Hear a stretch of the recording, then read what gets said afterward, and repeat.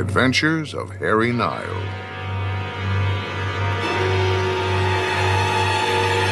Chapter 1. Tuesday came into my office like a bill collector, uninvited, loud, and demanding things I didn't have. Outside the frosted glass of my third-floor window, Seattle was drowning in a thick, gray drizzle. It wasn't a downpour, just that relentless, bone-chilling mist that soaked into your overcoat and stayed there until May. It was late October, 1948, and the city felt like a damp sponge left in a cold sink. The neon sign from the chop suey joint across the street blinked a rusty red through the rain-streaked glass, throwing long, bloody shadows across my desk. I sat there watching the dust motes dance in the harsh light of my desk lamp, nursing a glass of bourbon that cost less than a good haircut and tasted like liquid regret. The radiator in the corner clanked and hissed, fighting a losing battle against the chill creeping off Puget Sound.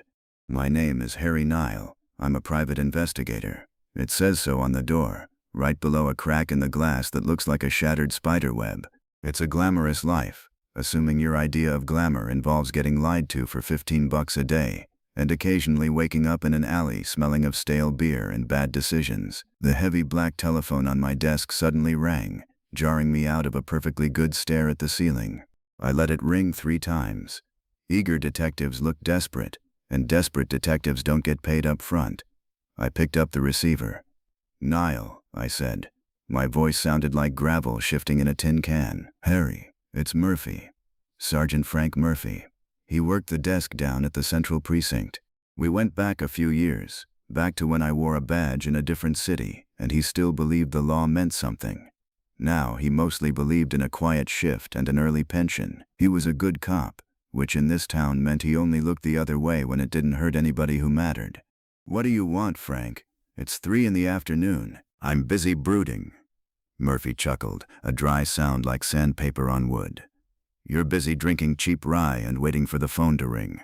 Listen, Harry, I'm doing you a favor. You know that skip trace you asked me about, the bookie down on Yesler Way, Marcus?" "I know him," I said, leaning back in my squeaky wooden chair. "He owes a client of mine 100 clams. You find him?" "Found what's left of him," Murphy said. The humor drained out of his voice, replaced by the flat, mechanical tone cops use when they talk about meat. "Fished him out of the Sound near Pier 52 about an hour ago. He was wearing cement galoshes, took on a lot of water, figured you'd want to cross him off your ledger before you wasted any more shoe leather." I took a slow sip of the bourbon. It burned on the way down. "Well, that's a tough break for Marcus, and a tougher break for my client. I don't suppose his pockets were full of cash when he washed up." "Only thing in his pockets was salt water and a couple of startled crabs, Harry. Write this one off. The streets are getting ugly this week. Stay out of the alleys." "I live in the alleys, Frank. Thanks for the tip." I hung up the phone. A dead bookie, a lost fee, just another Tuesday in the Pacific Northwest.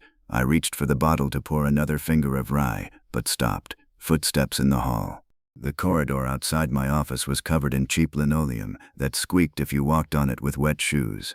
These shoes were wet. They were also light, high heels. The clicking stopped outside my door. A silhouette appeared against the frosted glass, hesitating. I waited. People who come to a private detective's door always hesitate. They know that once they turn the knob, their secrets aren't theirs anymore. Finally, a gloved hand turned the brass knob. The door clicked open. She wasn't a movie star, and she didn't look like trouble, which is usually the first sign of trouble. She was somewhere in her early 30s, wearing a navy blue wool coat that was damp at the shoulders. Her dark hair was pinned back practically beneath a small, unadorned hat. She didn't have the hard, painted-on look of the women who worked the waterfront clubs, nor the arrogant gloss of the ladies up on First Hill. She looked like a woman who kept ledgers, packed lunches, and carried a quiet, heavy burden. "Harry Nile?" she asked. Her voice was steady, but I could hear a tight wire of tension vibrating just beneath it. "That's what the door says," I replied, staying seated. "Come in. Close it behind you. The draft is bad for my disposition." She stepped inside and pushed the door shut. She stood in the center of the room, her hands gripping a modest black leather purse like it was a life preserver. "Have a seat, miss." "Mrs.," she corrected, taking the wooden chair across from my desk. She sat on the very edge of it, keeping her spine perfectly straight. "Mrs. Evelyn Thorne." "What can I do for you, Mrs. Thorne? You want a divorce. You need a different guy. I don't peek through hotel keyholes. It's bad for my knees. I don't want a divorce, Mr. Nile. I want my husband." I pulled a fresh cigarette from a crumpled pack on my desk and tapped it against my thumbnail. "He ran off? He disappeared," she said firmly. "There is a difference." I struck a match. The sulfur flared, momentarily pushing back the gray gloom of the office. I lit the cigarette, took a drag, and exhaled a thin stream of gray smoke toward the water-stained ceiling. "There's always a difference to the wife, Mrs. Thorne. To the rest of the world, it usually looks exactly the same. When did he go missing?" "Friday night," she said. "He didn't come home. Did you call the police?" Her jaw tightened. A flash of irritation crossed her brown eyes. "Of course I called the police. I filed a report on Sunday morning. They were polite. They took down his name, his description, and told me that husbands sometimes need a weekend to blow off steam. They treated me like a hysterical housewife." "Cops are busy people," I said evenly, "and they're not entirely wrong. In this town, a man goes missing on a Friday with a paycheck in his pocket. He usually turns up on a Tuesday with a hangover and a bad apology. What does your husband do?" "We run a business," Evelyn Thorne said. "A small freight forwarding company down near the rail yards, Thorne Logistics. Arthur handles the warehouse and the drivers. I handle the books." I nodded. "A family business. And did Arthur have the payroll on him when he vanished?" She paused. It was a microscopic hesitation, just a fraction of a second. But in my line of work, a fraction of a second is a flashing red light. Her grip on her purse tightened. "Yes," she said. Her voice dropped a half octave. "He did. $3,000 in cash. He went to the bank at 3 o'clock on Friday to make the withdrawal. He was supposed to come back to the office to pay the men. He never made it. $3,000 is a lot of steam to blow off," I noted, watching her eyes. "The police know about the money?" "I told them," she said defensively. And their attitude changed immediately. They stopped treating him like a wandering husband and started treating him like a thief. Detective Miller told me straight out that Arthur probably took the money and bought a train ticket to California. He said they'd keep an eye out, but they weren't going to launch a manhunt for a guy who robbed his own company. "Miller is a cynic," I said. "He's also right 9 times out of 10. Why are you so sure Arthur didn't just decide the sunshine in Los Angeles looked better than the rain in Seattle?" Evelyn Thorne reached into her purse. Her hands were shaking slightly. She pulled out a silver cigarette case, snapped it open, and extracted a thin, white cigarette. She placed it between her lips. I leaned across the desk and held out my lighter. She leaned in. I flicked the wheel. The flame illuminated her face. She looked exhausted. The shadows under her eyes were bruised and deep. As she cupped her hand around the flame, I noticed a detail. A heavy silver lighter was nestled in her open purse, but she hadn't used it. She let me light her cigarette instead. She took a drag and sat back. "Arthur didn't run away, Mr. Nile. He wouldn't do that. We built that business from nothing after he got back from the war. We survived the lean years. We were finally turning a real profit. And," she stopped, biting her lower lip. "And what? And he loved me," she said fiercely. "He wouldn't leave me with an angry crew of unpaid dock workers and a mountain of debt. It isn't in his nature." "Human nature is a funny thing," I said, leaning back. "It bends when you put enough weight on it. What do you think happened to him?" "I think someone took the money," she said smoothly.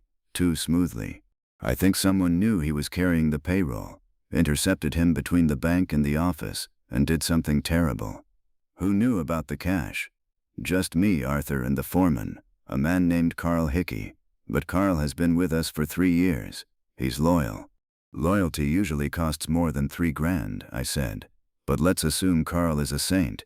You want me to retrace Arthur's steps, find out where he fell off the map, prove he didn't run?" "I want you to find him, Mr. Nile, alive or dead. I need to know." She reached into her purse again and pulled out a plain white envelope. She tossed it onto the center of my desk. It landed with a soft, heavy thud. "There's $200 in there," she said, "a retainer. Your rate is $25 a day, plus expenses, isn't it?" My rate was $15, but I wasn't going to argue with a lady who clearly valued my time. "25, I lied smoothly. "Plus expenses. I'll need a photograph of Arthur, a recent one." Evelyn opened the cigarette case again, but this time she slipped a small black and white photograph from behind the metal retaining band. She slid it across the desk. I picked it up. Arthur Thorne was a square-jawed, serious-looking man with thinning hair and the kind of flat, hard eyes you see on men who spent too much time in the Pacific Theater. He wore a cheap suit that didn't fit right, and he wasn't smiling. "Not much of a smiler, is he?" I observed. "Arthur takes life seriously," she said. "He had to." "Where did he bank?" "First National, on 4th Avenue. The teller's name is Mr. Abernathy. He knows Arthur well." I pulled a notepad toward me and jotted down the details. "All right, Mrs. Thorne, I'll take the case. I'll start at the bank and work my way toward your warehouse. Where can I reach you?" "I'll be at the office," she said, standing up. "Thorne Logistics. It's on Colorado Avenue, down by the marsh. I'll be there until 6. I'll be in touch." She nodded once, a sharp, businesslike jerk of her chin. "Thank you, Mr. Nile. Find him." She turned and walked out of the office. I listened to the squeak of her high heels fading down the linoleum hallway. Then I heard the heavy clatter of the elevator gates opening and shutting. She was gone. I sat alone in the smoky quiet of my office. I picked up the envelope and thumbed the edge of the bills. Crisp 20s. $200 was a lot of money for a small freight company struggling to make payroll. It was even more money for a woman whose husband had just vanished with every cent they had. I looked at the photograph of Arthur Thorne. He stared back at me, silently keeping his secrets. Then I thought about Evelyn Thorne. I thought about the way she held her purse. I thought about the heavy silver lighter I had seen inside it when she opened the clasp. I have an eye for details. It's what keeps me breathing. The lighter had a crest engraved on the side. It was distinctive. It belonged to the Cobalt Club, an illegal high-stakes gambling joint run by a very unpleasant man named Sal Maroney up on Capitol Hill. A woman who kept ledgers for a struggling freight company had no business carrying a lighter from a mobbed-up casino. She was lying. Maybe not about everything, but about enough to get a man killed. I finished my bourbon, letting the cheap fire burn away the damp chill of the room. I stood up, grabbed my shoulder holster from the coat rack, and slipped it on. The .38 Special sat snug and heavy against my ribs, a comforting weight in a city that specialized in uncomfortable truths. I shrugged into my trench coat, pulled my fedora low over my eyes, and locked the office door behind me. I walked down the squeaky hall and took the stairs down to the street. I stepped out onto the sidewalk.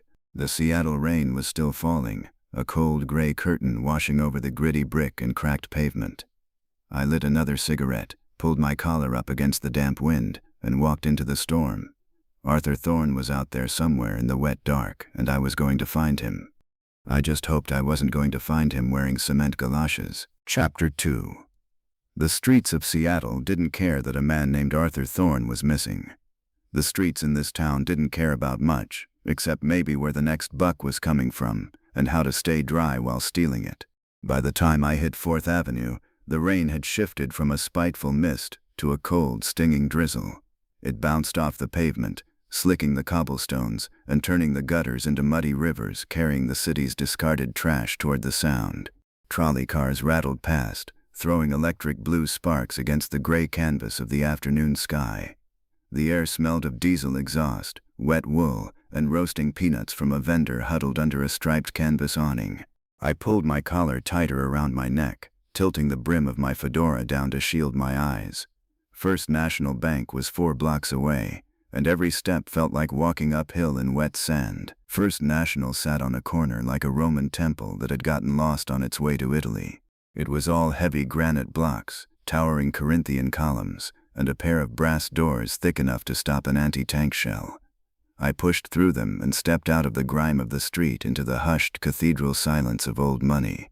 The air inside smelled of floor wax, fine cigars, and high interest rates. It was the kind of place that made a guy with $15 in his checking account feel like a trespasser. I bypassed the velvet ropes and the uniformed guard who looked at my damp trench coat with professional disdain. I walked straight up to the marble counter. The brass nameplate at the third window read, G. Abernathy, head teller. Abernathy looked exactly like a man named G. Abernathy should look. He was thin, bloodless, and precise, with a sharp nose that seemed designed for sniffing out bad credit.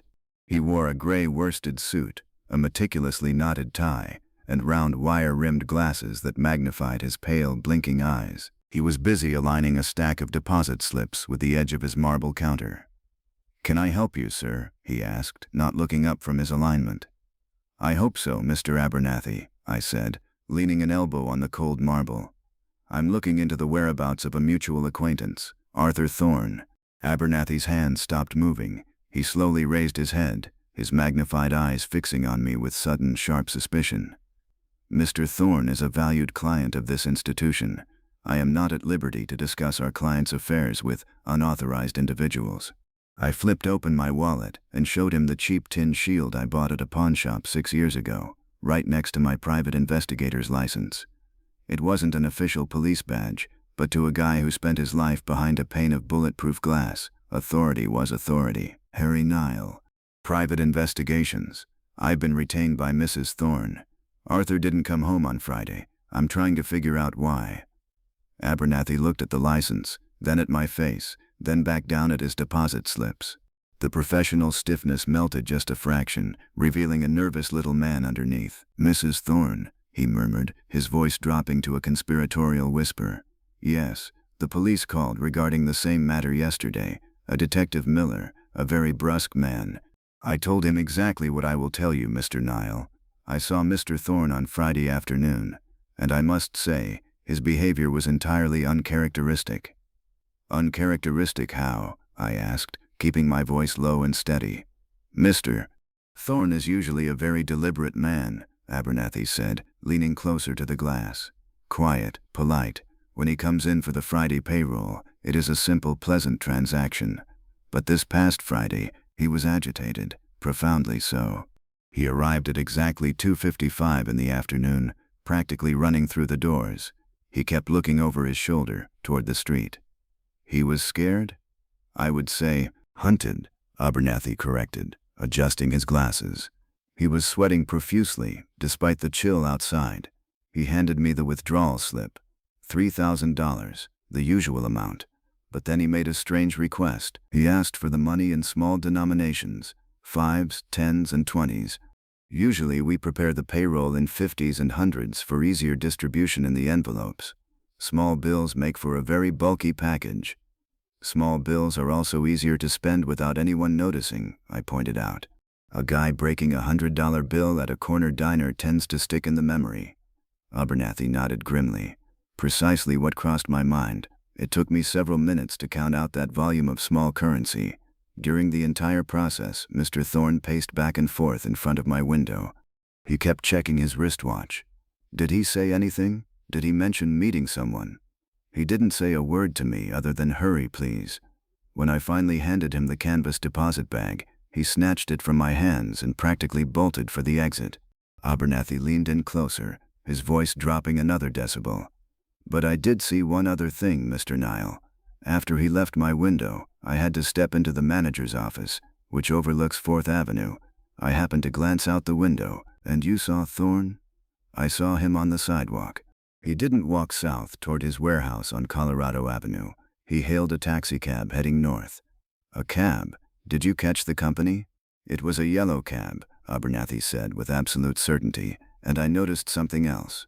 As he was climbing into the back seat, he dropped something on the wet pavement. He didn't even stop to pick it up. The cab just sped away." "What did he drop?" Abernathy frowned. "A small notebook, a black leather ledger, I believe, the kind one might carry in a breast pocket. A street sweeper came by 10 minutes later and swept it right into the storm drain. It's gone now." "A ledger," I muttered. "A ledger full of secrets, washed away into the Seattle sewer system. Fitting. You've been a big help, Mr. Abernathy. You have a sharp eye." "I count money for a living, Mr. Nile. Discrepancies are my business." I thanked him, turned away from the brass and marble fortress, and pushed back out into the rain. The streets were talking now, whispering in the drizzle. Arthur Thorne hadn't been a man acting like a victim of a random mugging. He was a man running from something specific, or running toward something with $3,000 in untraceable small bills. I needed a dry place to think, some hot coffee, and a sounding board that didn't charge by the hour. I turned right on Yesler Way and walked 3 blocks until I hit a peeling red door sandwiched between a closed-down tailor shop and a pawnbroker. The neon sign hanging above the door sputtered and buzzed, proudly declaring the place to be Maxie's. Maxie's was a diner that catered to cops, cabbies, dock workers, and anyone else who needed cheap calories and zero judgment. The air inside was thick with the smell of frying onions, burnt coffee, and stale cigarette smoke. The floor was covered in black and white checkered linoleum that hadn't been fully cleaned since the Roosevelt administration. I took a stool at the far end of the Formica counter. A moment later, a heavy white ceramic mug hit the counter in front of me, sloshing pitch-black coffee over the rim. "You look like a drowned rat, Harry," a gravelly voice announced. Maxine stood on the other side of the counter, a wet rag draped over one shoulder and a pencil stuck haphazardly into her blonde hair. She was a woman in her late 40s who had survived 2 husbands, a world war, and 20 years of running a diner in the roughest part of town. She was tough as cheap steak and twice as sharp. We had an arrangement. I tipped generously when I was flush, and she let me run a tab when I was broke. In return, she kept her ears open. Maxie heard everything. "I feel like a drowned rat, Maxie," I said, wrapping my cold hands around the scalding mug. "Got any pie left? Cherry. Baked yesterday. It's tough, but it's sweet, which is more than I can say for you. Coming right up." She grabbed a slice from the glass display case, tossed it onto a plate, and slid it over to me with a fork. I took a bite. It tasted like heaven, an industrial preservative. "You're working," she observed, leaning her elbows on the counter and lighting a Chesterfield. "I can tell. You've got that squint, the one that says somebody is lying to you and you're trying to figure out how much it's going to hurt. Everybody lies, Maxie. It's the civic pastime. You know a guy named Carl Hickey? Works down on the docks, foreman for a small outfit called Thorn Logistics."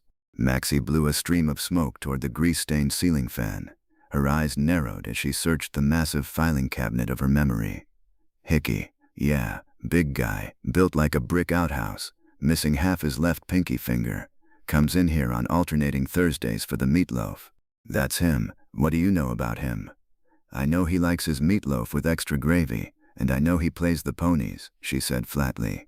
"Heavy. He uses the payphone in the back to call in his bets. A guy like that, making foreman wages, he shouldn't be dropping $50 bets on a Tuesday afternoon at Longacres. He's always sweating, always looking for a tip. Why? He in trouble?" "Maybe," I said, taking a sip of the battery acid coffee.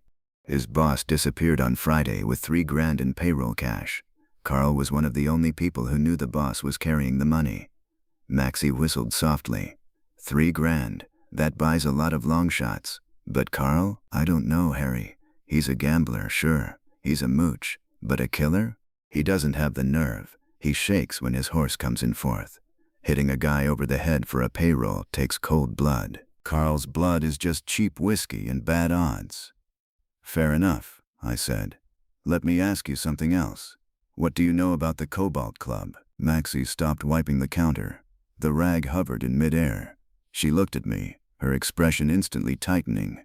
"I know you shouldn't be asking about it out loud, Harry. Sal Maroney runs that place. It's high-stakes poker, roulette, and things that don't have a name. It's strictly invitation only.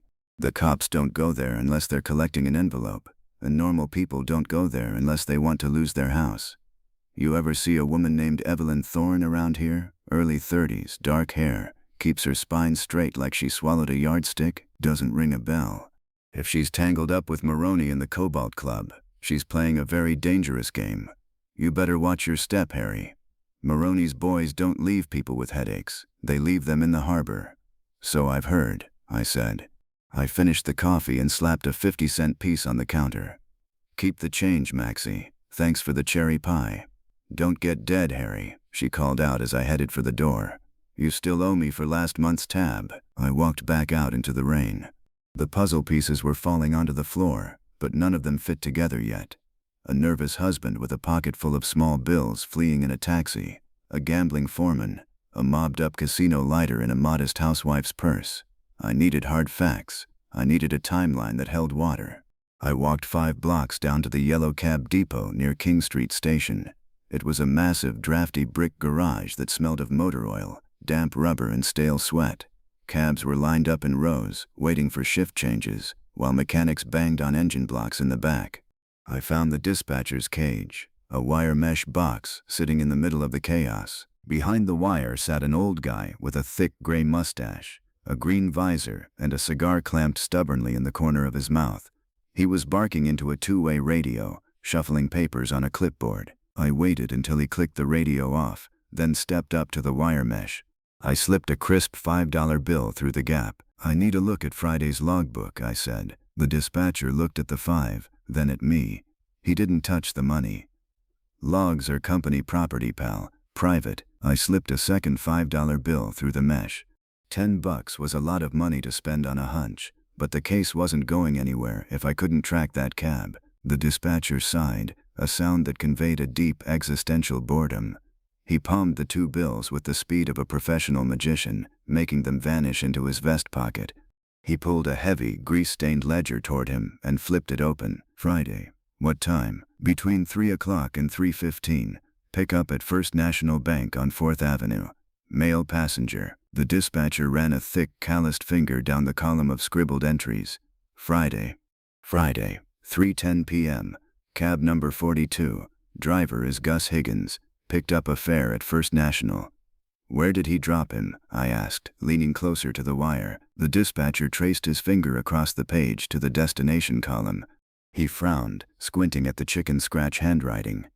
"Colorado Avenue Warehouse District," I prompted, hoping for the easy answer, knowing I wouldn't get it. "Nope," the dispatcher grunted. "Dropped him at Capitol Hill, corner of 14th and Pike." The bottom dropped out of my stomach. 14th and Pike. I knew that corner. It was right across the street from the rear service entrance of the Cobalt Club.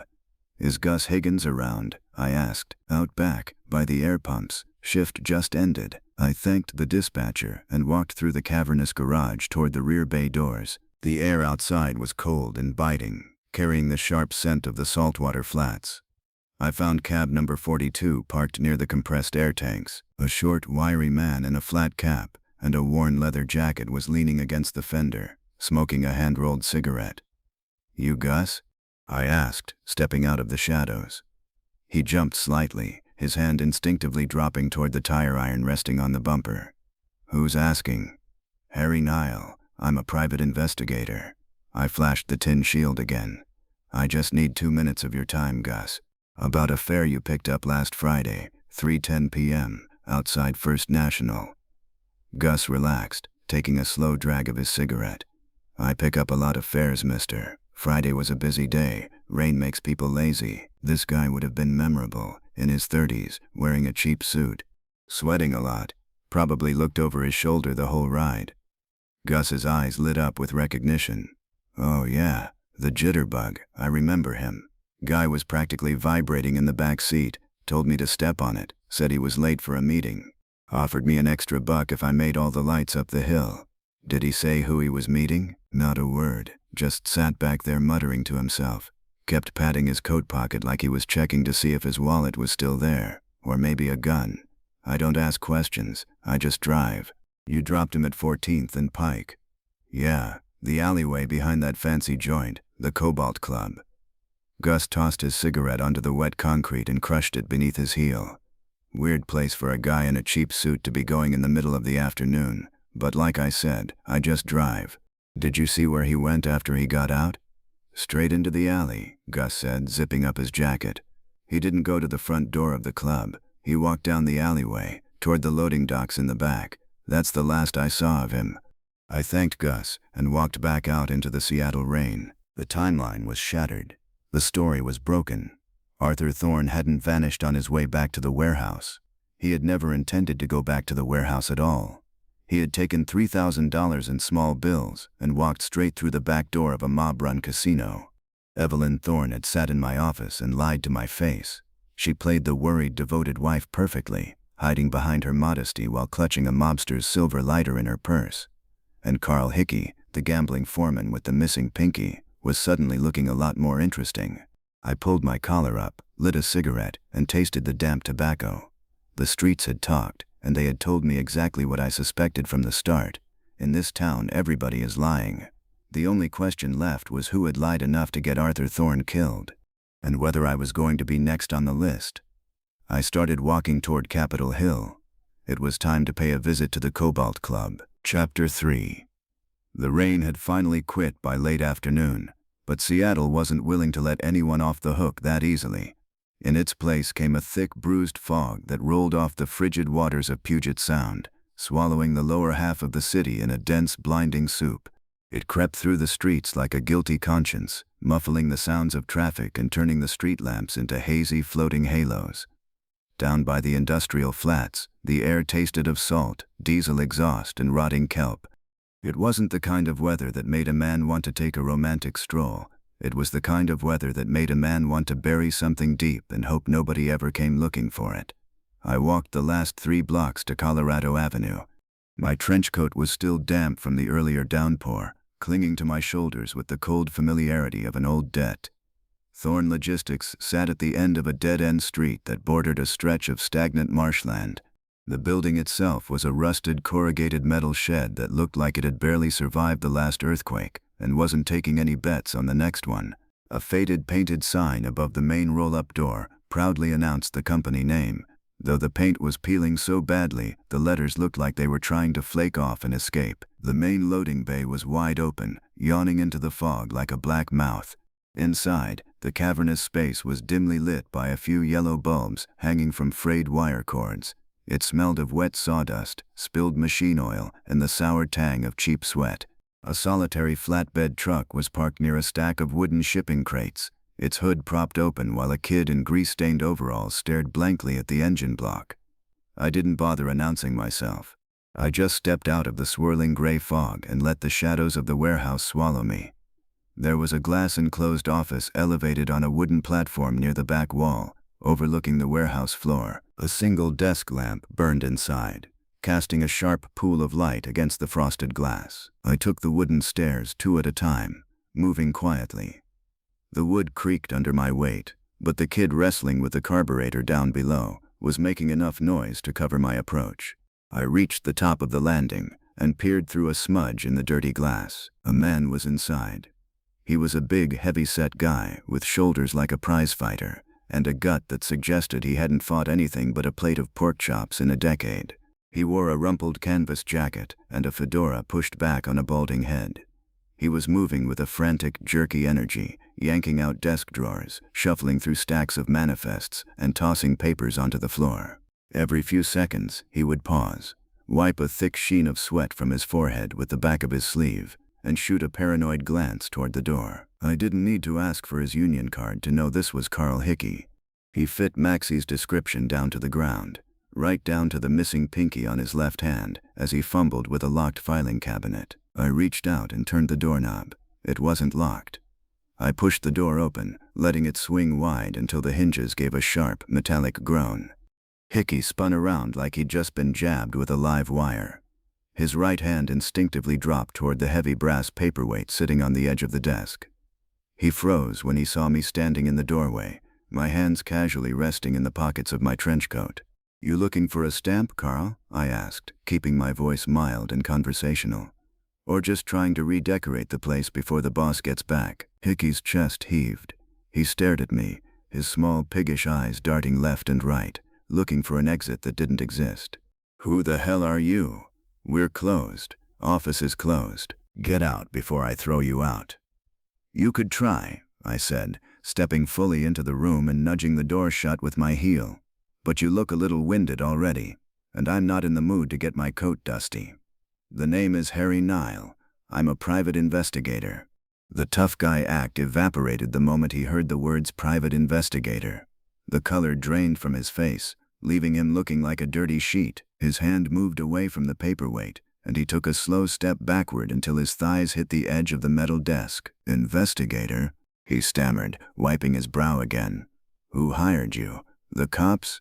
If this is about the zoning permits, I already told the city." "I don't care about your zoning permits, Carl," I interrupted, pulling a cigarette from my pocket and tapping it against my thumb. "I was hired by Evelyn Thorne. She seems to think her husband got lost on his way back from the bank last Friday, and since he had $3,000 in his pocket, she's understandably eager to have him found." Hickey swallowed hard. I could see his Adam's apple bobbing in his thick throat. "Arthur, yeah, Mrs. Thorne told me you might come snooping around. I don't know nothing about it. Arthur went to the bank, and he never came back. That's the whole story."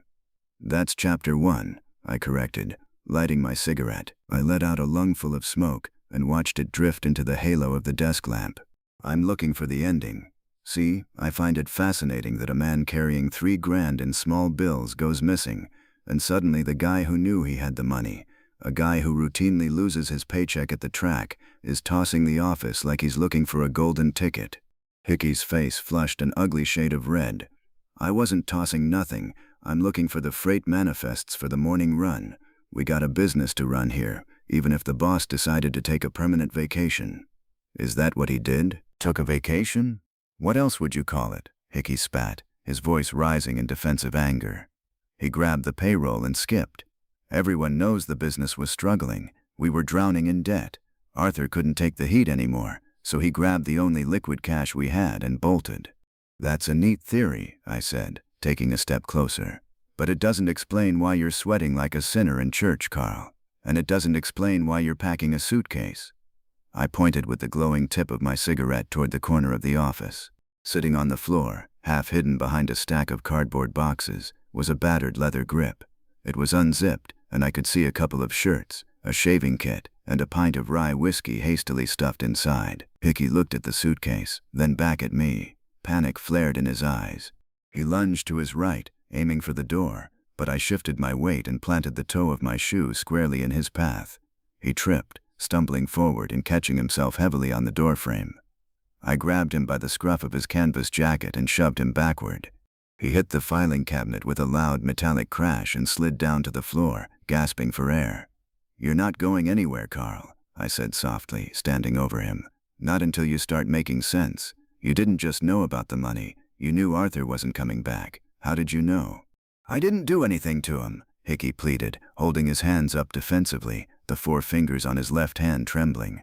"I swear to God, Nile, I didn't lay a hand on Arthur. He was a good boss. I wouldn't hurt him.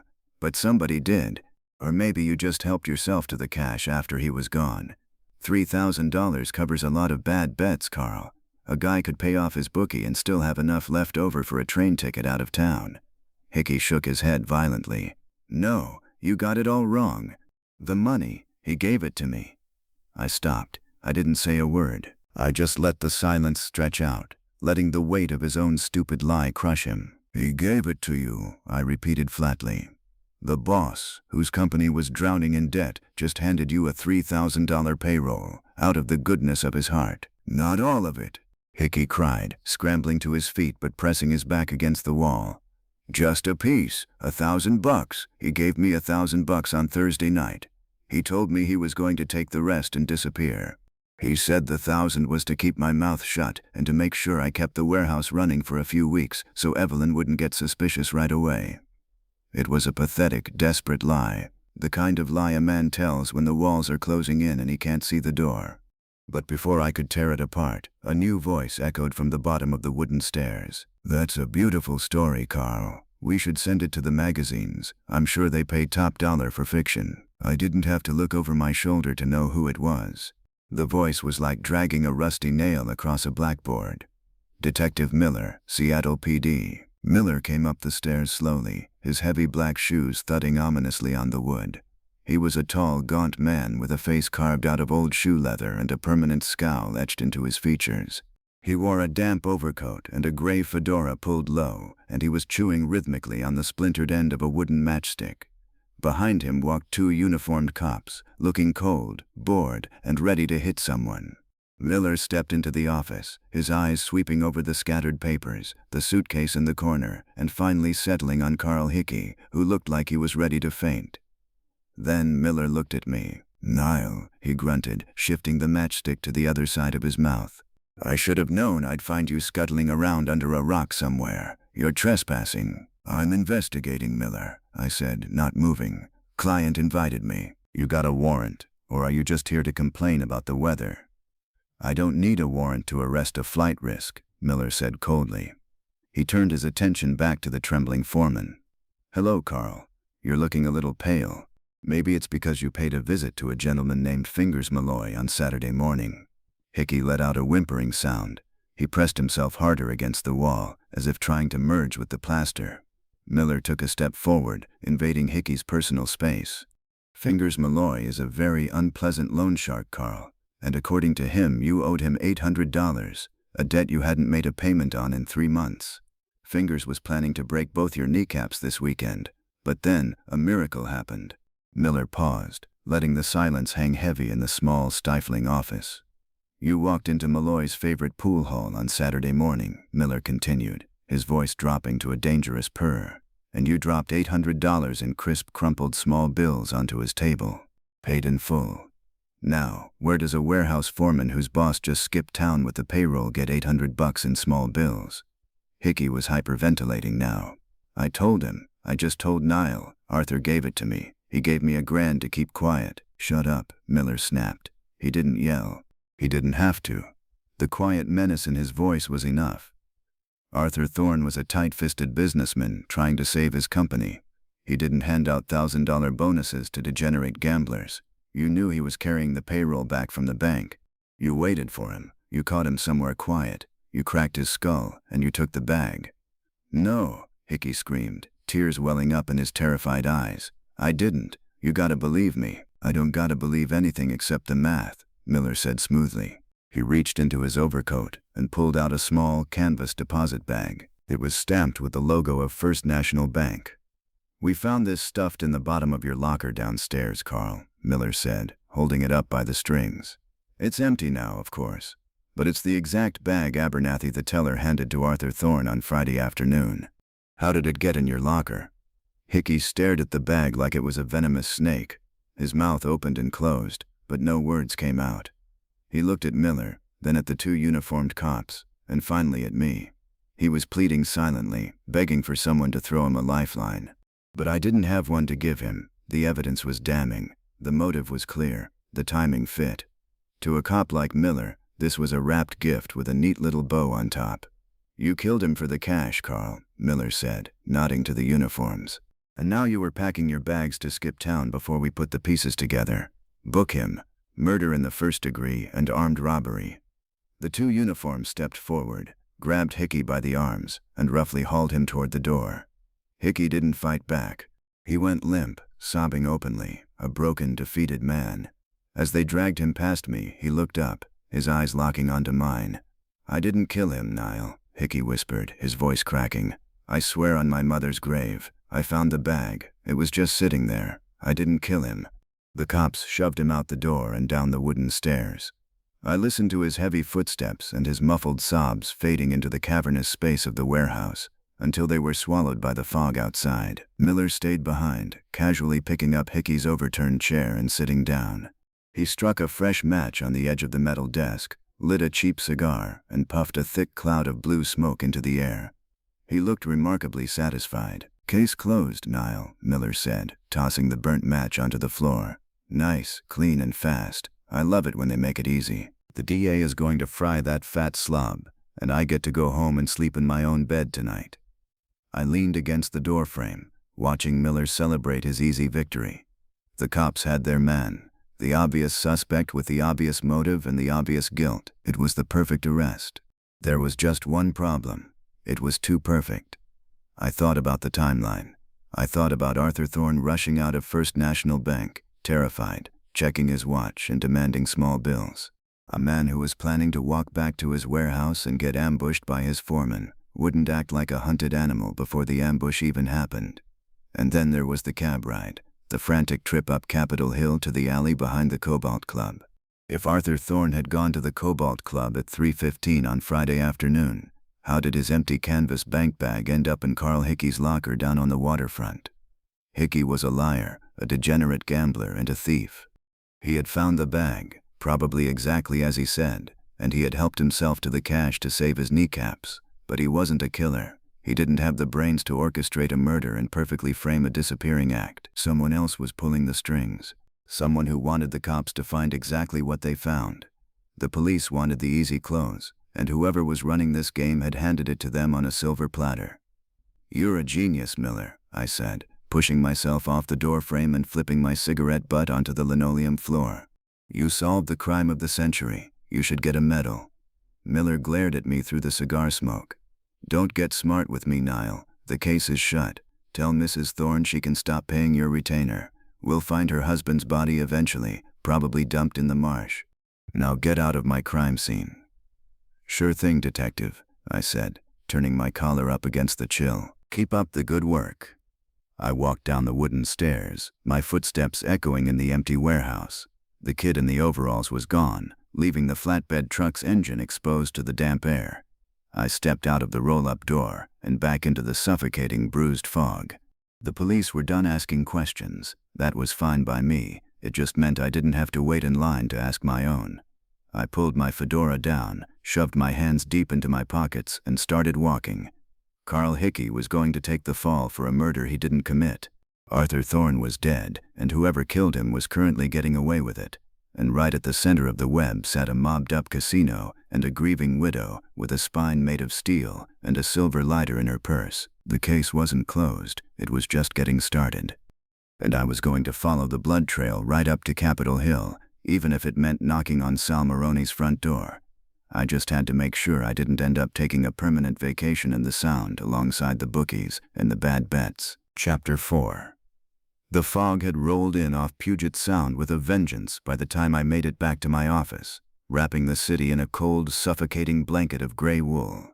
It was the kind of fog that distorted shapes and muffled sound, making the blinking neon sign of the chop suey joint across the street look like a dying, bloody eye. I unlocked my door, stepped into the dark, and didn't bother hitting the light switch. The shadows suited my mood just fine. I walked over to the desk, dropped my damp fedora onto the blotter, and fell into the squeaky wooden chair. The radiator was still clanking away in the corner, fighting its useless war against the dampness. I reached into the bottom drawer, pulled out the bottle of cheap rye, and poured 2 fingers into a slightly smudged glass. I didn't drink it right away. I just sat there, staring at the small pool of amber liquid, listening to the lonely wail of a foghorn out on the water. Something was wrong. The whole case was off by a few degrees, like a picture frame hanging just crooked enough to drive you crazy. Detective Miller was happy.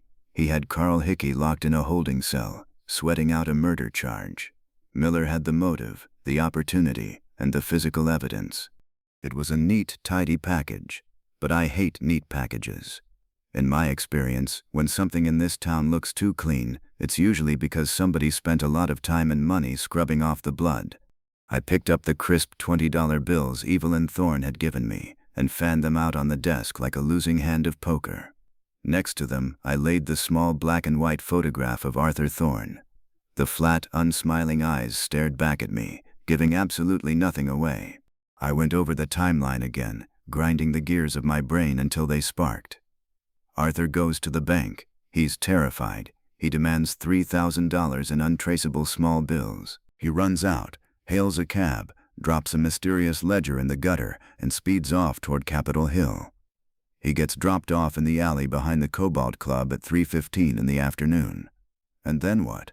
He wanders back to his warehouse on the waterfront just in time for his bumbling foreman to hit him over the head with a pipe? It didn't track. Arthur Thorne was a man running from the devil. He wouldn't go back to the office to check the shipping manifests. Then there was Hickey. I found the bag. It was just sitting there. Hickey was a degenerate gambler and a world-class mooch, but he was a terrible liar. When he told me Arthur gave him $1,000 to keep quiet, he couldn't even look me in the eye. But when Miller dragged him out in handcuffs, screaming that he had just found the empty canvas deposit bag, I believed him. There was a raw, naked terror in his voice that you couldn't fake. But where did he find it? The cops had tossed Hickey's locker and found the bag, and that was enough for them. Miller liked the shortest distance between a crime and a conviction. He wasn't the type to stick around and ask the harder questions. He hadn't searched the rest of the warehouse. He certainly hadn't searched Arthur Thorne's private office. I downed the rye in one quick swallow. It burned like battery acid all the way down, but it kick-started my heart. I grabbed my hat, shoved my .38 special a little deeper into its leather holster, and headed back out into the soup. By the time I reached Colorado Avenue again, the street was deserted. The police cars were gone, and Thorne Logistics was locked up tight for the night. The heavy padlock on the front roll-up door looked formidable, but I wasn't interested in the front door. I slipped down a narrow, trash-strewn alleyway that ran along the side of the corrugated metal building. The smell of rotting fish and stagnant marsh water was thick enough to chew. I found a side entrance, a heavy wooden door with a frosted glass pane reinforced with chicken wire. I took a flathead screwdriver out of my coat pocket, jammed it into the gap between the door and the frame, and leaned my weight against it. The cheap lock gave way with a sharp, pathetic snap. I pushed the door open and stepped inside, pulling it shut behind me. The warehouse was a cavern of blackness. The air was stale, heavy with the scent of sawdust, diesel oil, and the lingering phantom smell of Hickey's cheap cigar. I pulled a small metal flashlight from my pocket and flicked it on. The narrow beam of yellow light cut through the gloom, sweeping over the stacks of wooden crates, the silent flatbed truck, and the oil stains on the concrete floor. I moved quietly, my rubber-soled shoes making barely a whisper as I headed toward the back. I bypassed the elevated dispatch office where I had cornered Hickey. That was communal space. I was looking for the boss's sanctuary. Tucked away in the far corner, beneath a metal staircase, was a heavy oak door with Arthur Thorne, President, stenciled on the frosted glass. I tried the knob. Locked. I used a small set of picks from my breast pocket. 3 seconds later, the tumblers clicked, and I was in. I closed the door, pulled the chain on a small desk lamp, and turned off my flashlight. Arthur Thorne's office was a monument to drab efficiency. It was a square, windowless room with peeling beige wallpaper, a gray metal filing cabinet, and a heavy mahogany desk that took up half the floor space. There were no pictures on the walls, no personal touches, no signs that a human being with a soul actually inhabited the space. It looked exactly like the office of a man whose wife wore sensible wool coats and kept a straight spine. But Evelyn Thorne also carried a mobster's silver lighter in her purse. People in this case were making a habit of hiding their true colors. I figured Arthur was no different. I started with the filing cabinet. It took me 20 minutes to go through the folders. It was all boring, legitimate business.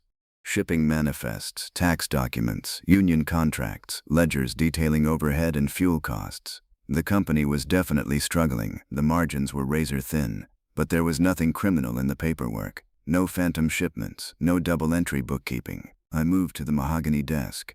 I checked the top drawers, pens, paper clips, a dry inkwell, a stack of blank invoices. I checked the side drawers, old calendars, a box of staples, a half-empty bottle of generic aspirin. I was about to give up when my knee bumped against the bottom right drawer. It sounded heavy, solid. I pulled it open. It was completely empty, save for a few stray paper clips scattered across the bottom. I frowned. A heavy mahogany desk shouldn't have a drawer that sounded like a hollow drum when it was empty. I ran my fingertips along the inside panels of the drawer. The wood on the bottom felt a little too smooth, a little too new compared to the sides. I pressed down on the back corner. Nothing. I pressed the front left corner. With a soft click, a false bottom popped up half an inch. I slid the thin piece of wood aside. Beneath it was a shallow, hidden compartment. Harry Nile was officially smelling something off. I reached into the hidden space and pulled out its contents, laying them carefully on the green felt desk blotter under the harsh glare of the lamp. There were 3 items: a matchbook, a crumpled receipt, and a small folded piece of silk. I picked up the matchbook first. The cover was glossy black with silver cursive lettering that read, "The Blue Note Lounge." I knew the Blue Note. It was a dingy, sawdust-on-the-floor dive bar down on Yesler Way, the kind of place where a shot of whiskey cost a dime and came with a complimentary threat to your life. It wasn't the sort of place a tightly wound, serious businessman like Arthur Thorne would frequent, but the cover was just a lie. I flipped the matchbook open. The matches inside weren't the cheap cardboard tear-offs you got at the Blue Note. They were long, thick cedar spills with red wax tips, the kind of expensive, slow-burning matches used exclusively for lighting imported Cuban cigars. It was a mismatched matchbook, a cheap cover wrapped around an expensive habit. Someone had gone through the trouble of hiding their luxury behind a 10-cent facade. I set the matchbook down and picked up the piece of silk. It was a woman's handkerchief, delicate and sheer, with a deep crimson border. I brought it to my nose. The scent hit me like a physical blow. It wasn't Evelyn Thorne's soap and cold cream. It was heavy, exotic, and overpowering. Gardenia, mixed with a deep, musky undertone. It smelled like expensive mistakes and late-night regrets. It was the kind of perfume that lingered on a man's lapel for days, practically shouting that he had been somewhere he didn't belong.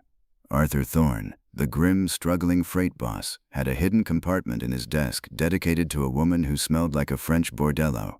Finally, I picked up the crumpled receipt. It was a small, pale yellow slip of paper from a high-end dry cleaner up on First Hill. St. James Garment Care. I smoothed it out against the blotter and read the typewritten text. It was a receipt for the emergency cleaning of a man's tuxedo. The price was exorbitant, triple the usual rate for a rush job. But it was the date and time stamped at the bottom that made the hair on the back of my neck stand up. Received, Thursday, October 21st. Picked up, Friday, October 22nd, 4:30 p.m. I stared at the numbers until they blurred. Friday, October 22nd, 4:30 p.m. The timeline didn't just have a gap, it was shattered into a million pieces. Arthur Thorne had withdrawn the payroll at 2:55 p.m. He took a cab to the Cobalt Club at 3:10 p.m. According to Evelyn, and according to the cops, he vanished into thin air, presumed robbed and murdered by his foreman.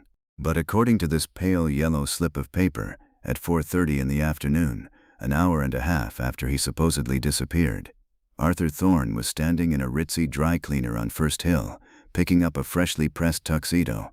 A man running for his life doesn't stop to pick up formal wear. A man who just stole his own company's payroll doesn't need a tuxedo to ride a freight train to California.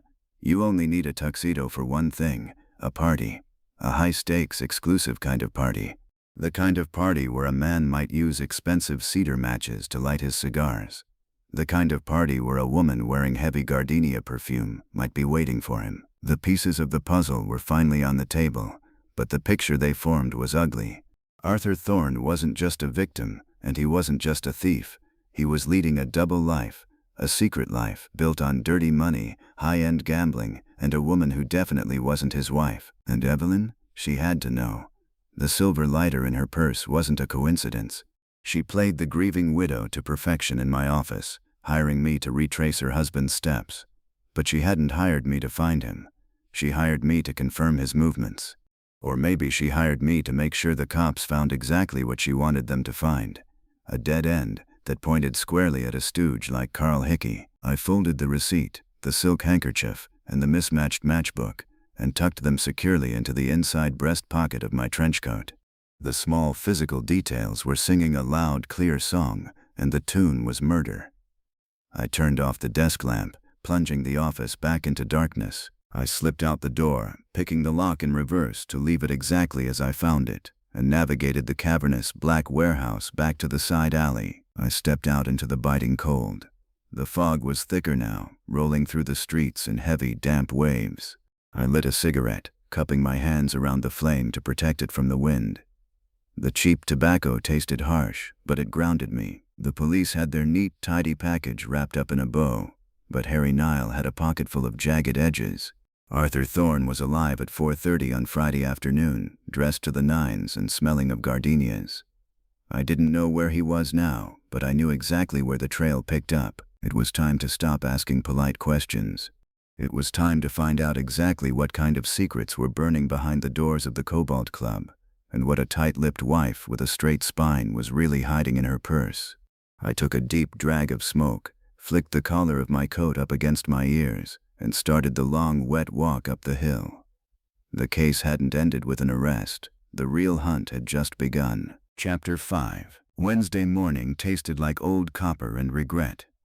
I woke up with my cheek plastered to the green felt blotter of my desk, my neck stiff enough to double as a 2x4, and an empty bottle of rye standing on the edge of the table like a smug tombstone. Outside, Seattle was doing what it did best, weeping a steady, miserable drizzle that washed the grime off the rooftops and deposited it straight onto the sidewalks. I peeled myself out of the chair, my joints popping like cheap fireworks, and limped over to the small porcelain sink in the corner of the office. The water ran rust brown for 5 seconds before settling into a murky gray. I splashed it on my face anyway. It was cold enough to jumpstart my heart, which was currently beating out a sluggish, resentful rhythm behind my ribs. I dried my face with a towel that hadn't seen the inside of a laundry room since August. I was running on 4 hours of terrible sleep, a stomach full of bad liquor, and a head full of jagged questions.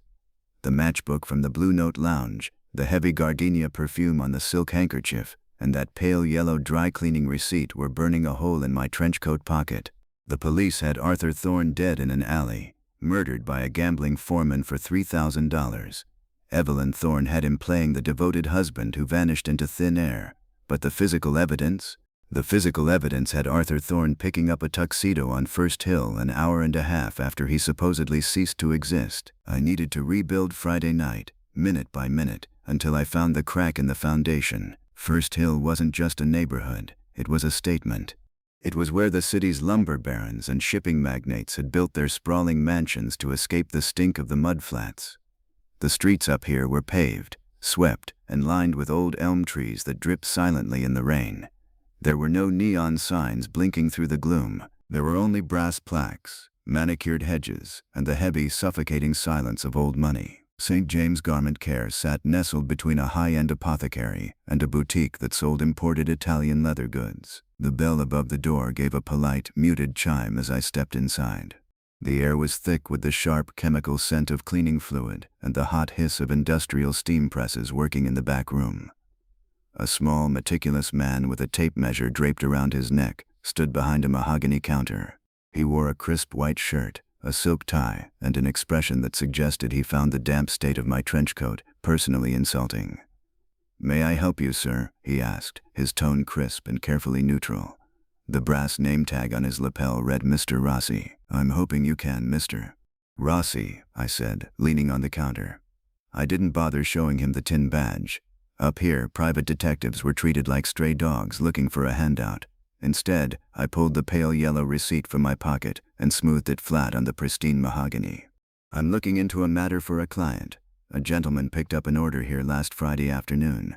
The name on the ticket is Arthur Thorne." Rossi adjusted a pair of half-moon glasses on his nose and peered at the yellow slip. His perfectly groomed eyebrows arched a fraction of an inch. "Ah, yes. Mr. Thorne. I remember the order perfectly. It was a rather unusual request." "Unusual how?" "Mr. Thorne is a semi-regular client, but he typically only brings in business suits. Sensible wools, nothing terribly expensive," Rossi said, his voice dropping into a hushed, gossipy register. "But on Thursday morning, a courier dropped off a bespoke tuxedo, heavy worsted wool, silk file lapels, exceptional tailoring, I must say. It needed a thorough cleaning and pressing. The instruction was that it must be ready by Friday afternoon, no matter the cost." "And Arthur came to pick it up himself?" "He did, promptly at 4:30, exactly as he requested," Rossi confirmed, tapping a manicured fingernail against the counter. "But that wasn't the unusual part, sir.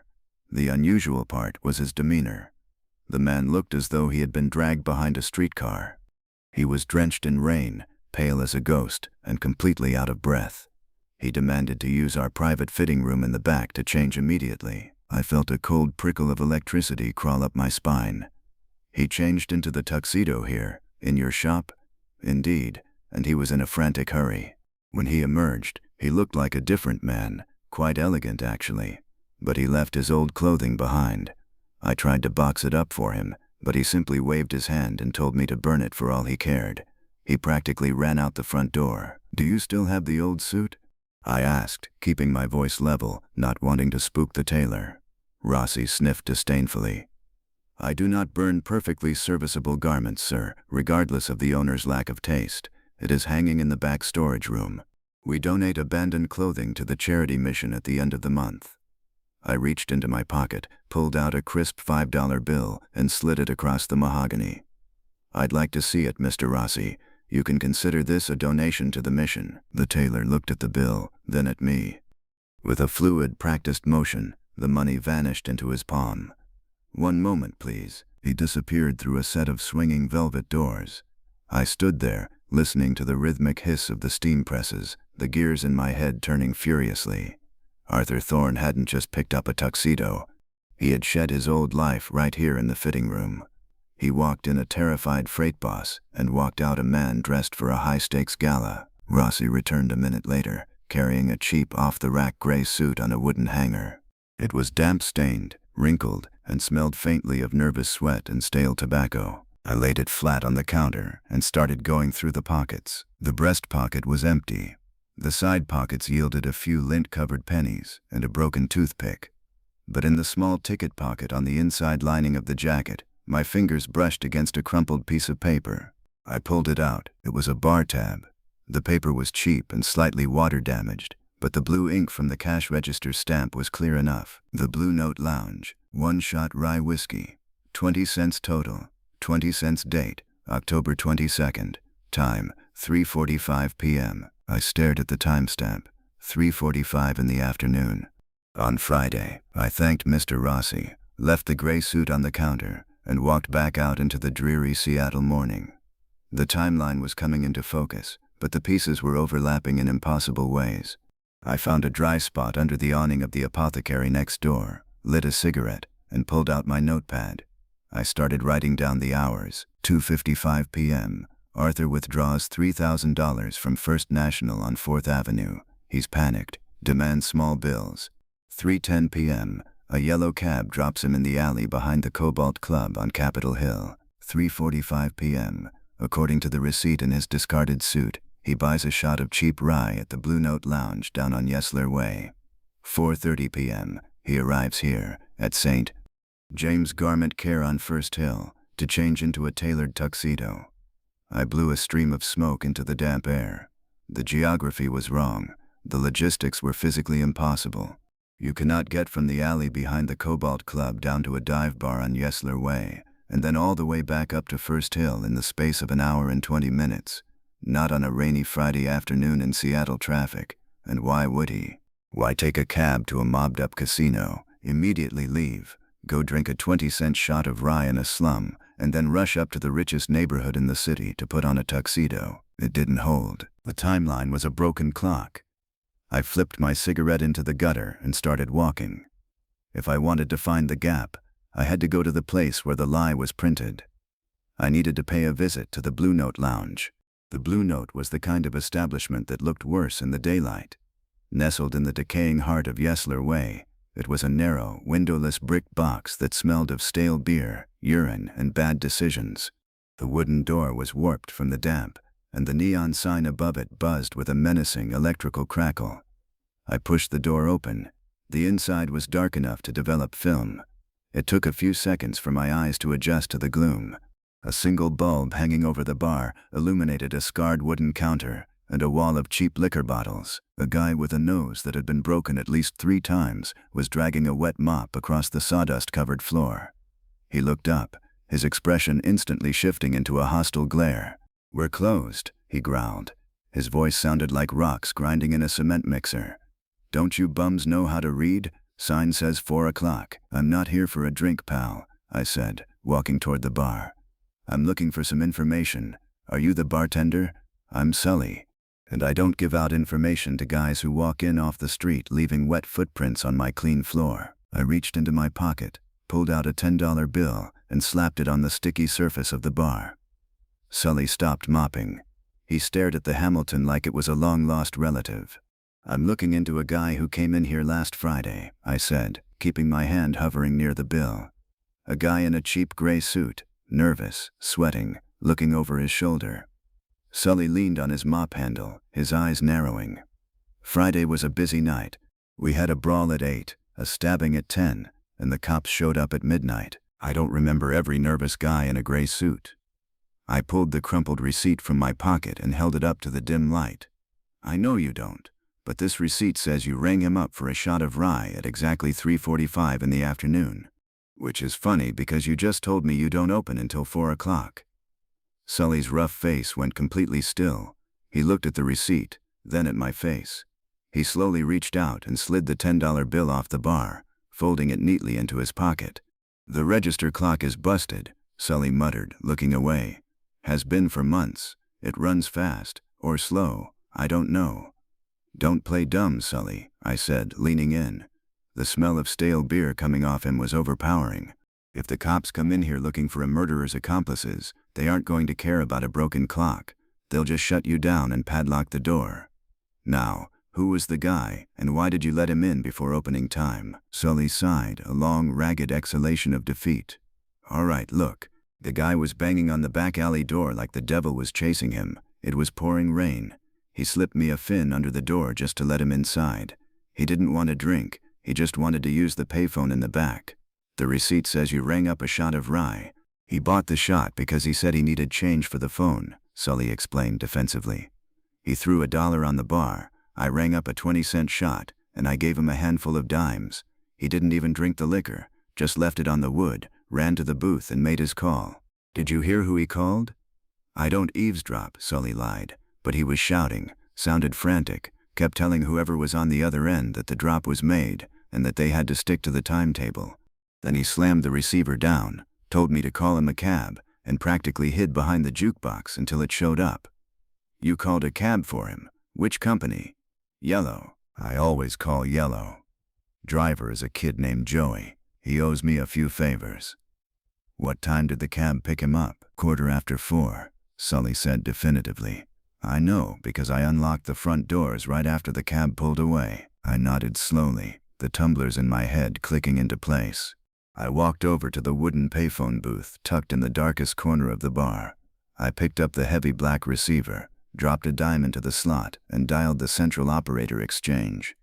Operator, how may I direct your call? A bright mechanical voice answered. Betty, it's Harry Nile. Harry, the bright voice shifted instantly to a warm, familiar purr. I haven't heard from you in weeks. You only call when you need a favor, you cheapskate. When are you going to buy me a steak dinner? Soon as a client actually pays my invoice, Betty. Listen, sweetheart, I need you to bend the rules for me. I need the toll record for a public phone down on Yesler Way, the Blue Note Lounge. I'm looking for a call placed last Friday afternoon, right around 3:50 p.m. I could hear the rustle of paper and the clacking of a switchboard over the line. Betty was an angel who worked the long distance and toll lines, and she knew the city's wiring better than the mayor. Friday, 3:50 p.m., Blue Note Lounge, she muttered, humming softly. Got it.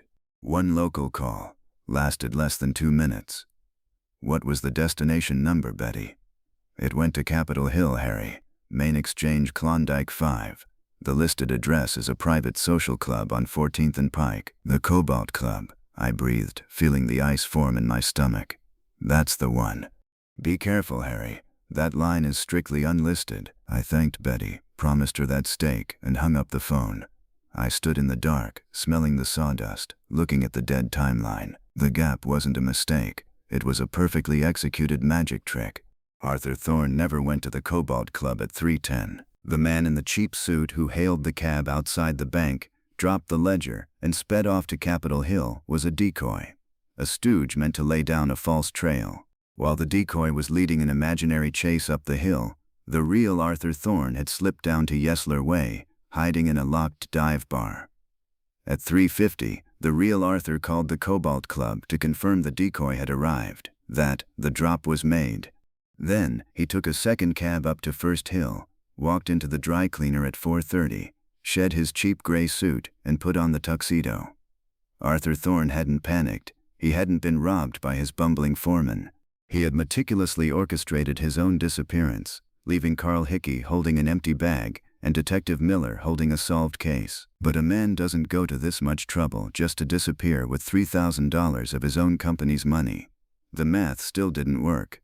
The money was too small, the plan was too big, and the gardenia perfume I found in his desk told me he wasn't running away alone. He wasn't running from the mob. He was working with them. I walked out of the Blue Note Lounge into the gray, relentless Seattle afternoon. The timeline was finally holding, but the truth it supported was a lot uglier than a simple robbery. Arthur Thorne was alive, dressed in a bespoke tuxedo, and he had a 4-day head start. I reached into my coat pocket, my fingers brushing against the heavy, mismatched matchbook with the Cuban cedar spills. It was time to stop chasing ghosts in the rain. It was time to find out what kind of high-stakes game required a fake death, a tailored suit, and the backing of the Cobalt Club. I hailed a cab on the corner of Yesler. "Where to, Mac?" the driver asked. "Capitol Hill," I said, leaning back against the cracked leather seat. "Take me to the Cobalt Club, and step on it. I'm late for a party." Chapter 6. The cab crawled up the steep incline of Capitol Hill like a bruised beetle limping away from a heavy boot. Down below, the city of Seattle was a hazy, glowing smear of neon and rain, a wet gutter reflecting the broken dreams of a million desperate souls. But up here, the air changed. The fog thinned out, leaving a sharp, freezing mist that clung to the manicured hedges and the wrought iron fences of the old money elite. Up here, the crimes didn't involve lead pipes and stolen payrolls in dark alleys. Up here, they robbed you with a smile, a fountain pen, and a perfectly shaken martini. The cab driver hit the brakes half a block from the corner of 14th and Pike. "This is as close as I get, Mac," he muttered, not looking back through the wire mesh. "The cops up here don't like yellow cabs idling near the fancy driveways. Ruins the aesthetic." I tossed him a crumpled dollar bill and stepped out into the freezing night. The Cobalt Club didn't have a neon sign. It didn't need one. It operated out of a massive 3-story Victorian mansion built of dark stone and arrogance. The windows were blacked out with heavy velvet curtains, but a faint golden pulse of light bled through the cracks, promising warmth, liquor, and the kind of high-stakes vice that kept men like Sal Maroni in custom-tailored silk. I pulled the brim of my fedora down to shadow my eyes, flipped my coat collar up, and walked toward the heavy oak front doors. A pair of gas lamps flickered on either side of the entrance, casting long, dancing shadows across the wet cobblestones. A man was standing under the awning, blocking the door. He was built like a commercial bank vault, wearing a tuxedo that strained across a chest the size of an oil drum. He had a flattened nose, cauliflower ears, and the dead, unblinking eyes of a man who got paid a very comfortable salary to hurt people for a living. I walked up the stone steps, my hands buried deep in the pockets of my trench coat. "Private party," the human vault rumbled. His voice sounded like a rock slide in a gravel pit. "Members only. You lost, pal." "I'm right where I'm supposed to be," I said, keeping my tone flat and unimpressed. I pulled my right hand out of my pocket. I wasn't holding my .38. I was holding the glossy black matchbook I had pried out of the false bottom of Arthur Thorne's desk. I flipped it open with my thumb, exposing the expensive red-tipped cedar spills.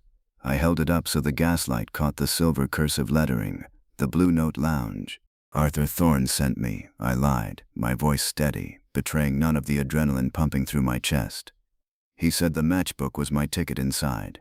He told me to tell Sal that the drop was made on schedule, and the timetable is intact." The bouncer stared at the mismatched matchbook.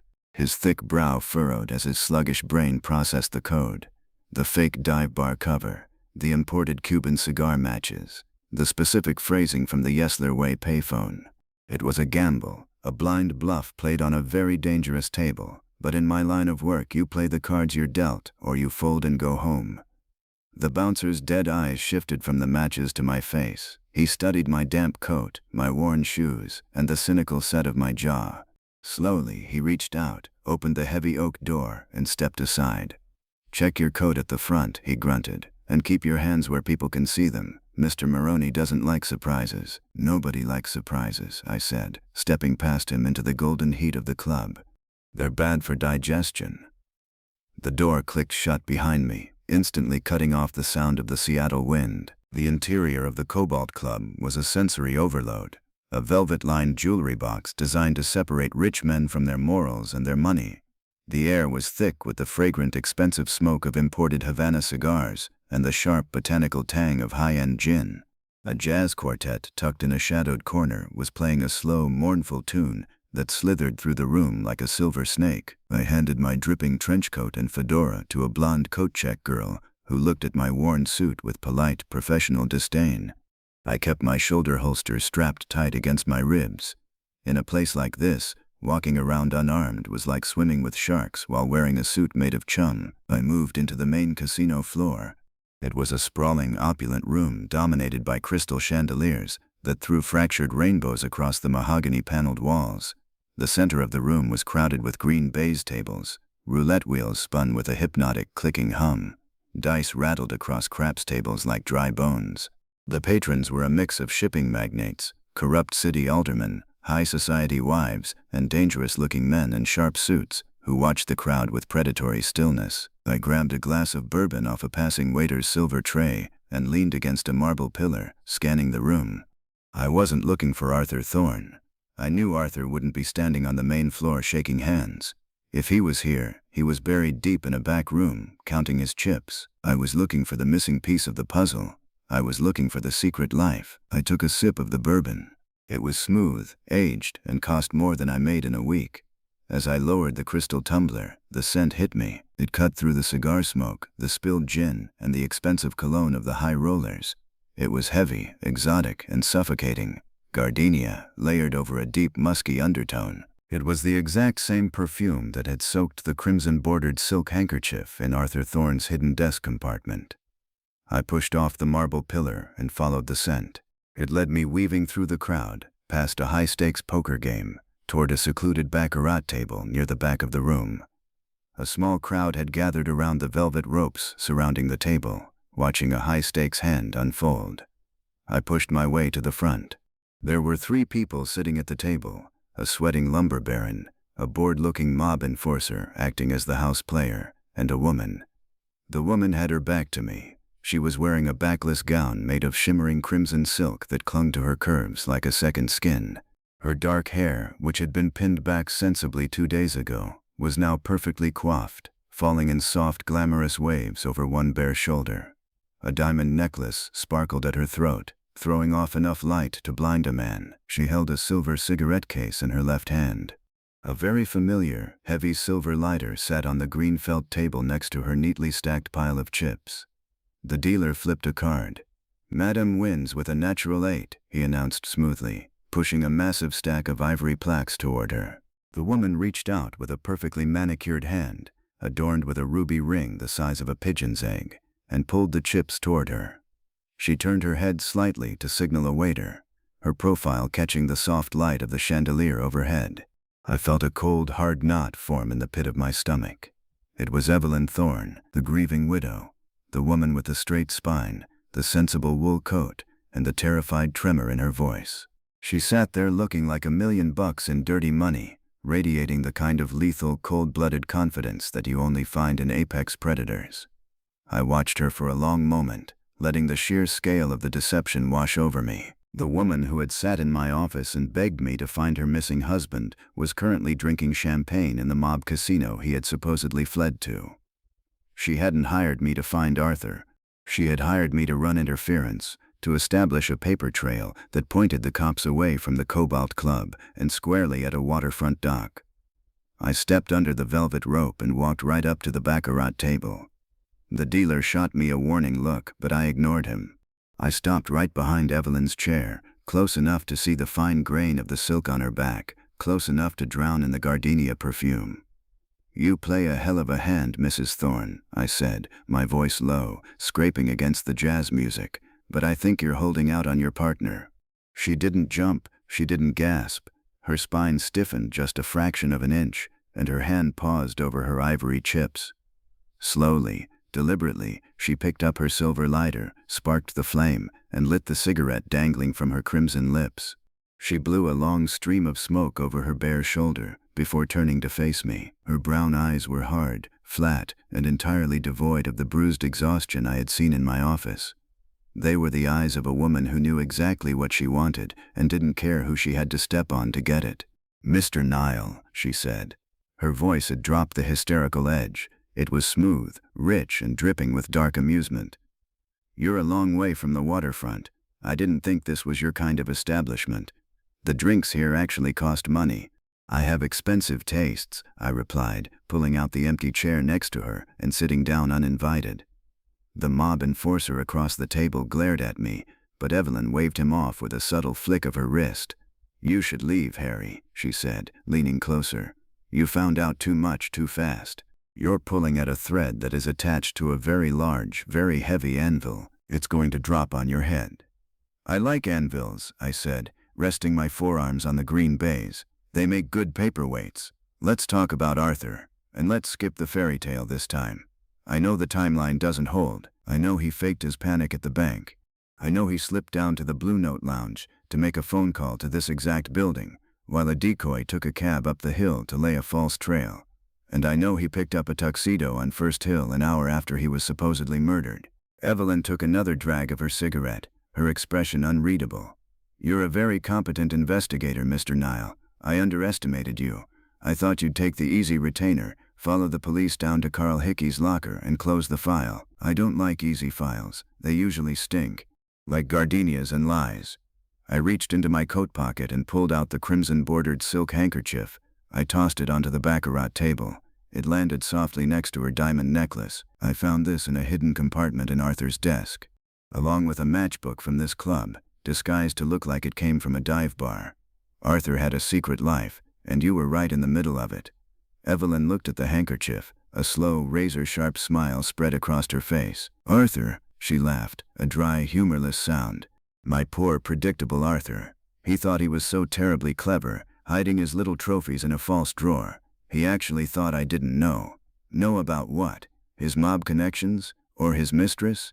There is no mistress, Harry, Evelyn said, her eyes flashing with a sudden, dangerous intensity. The handkerchief is mine. The perfume is mine.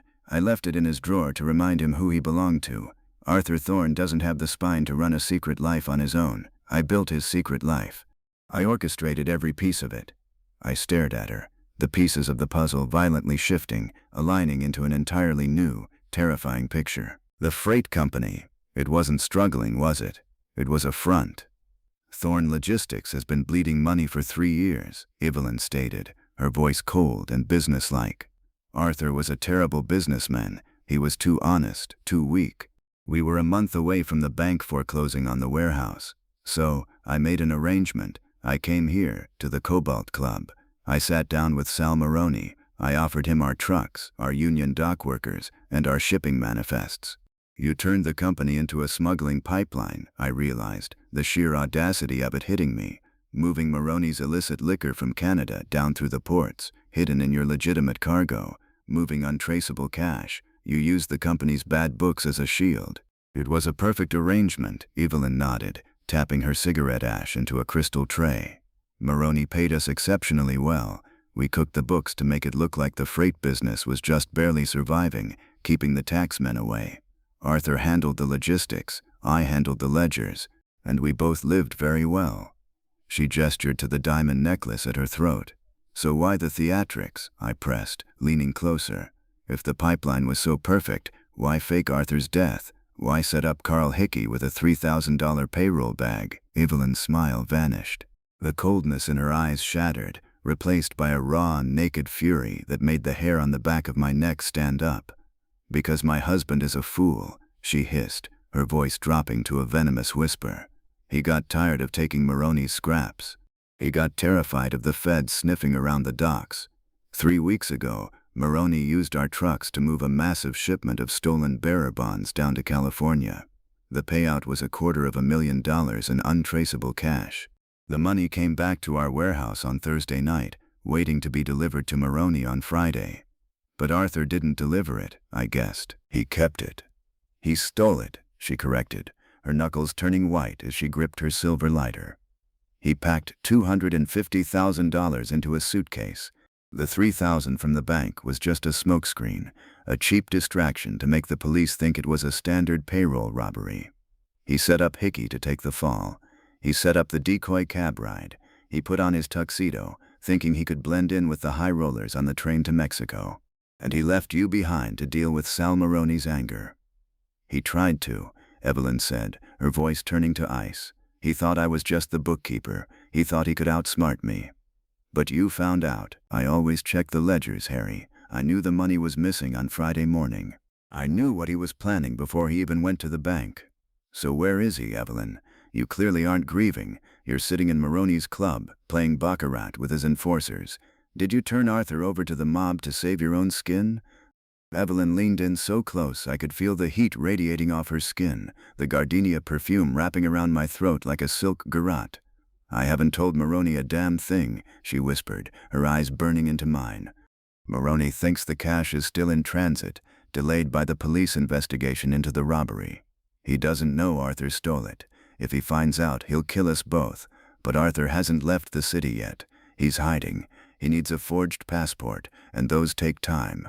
He's holed up somewhere, waiting for the paperwork to clear, sitting on $250,000. She reached out and placed her hand over mine. Her skin was burning hot.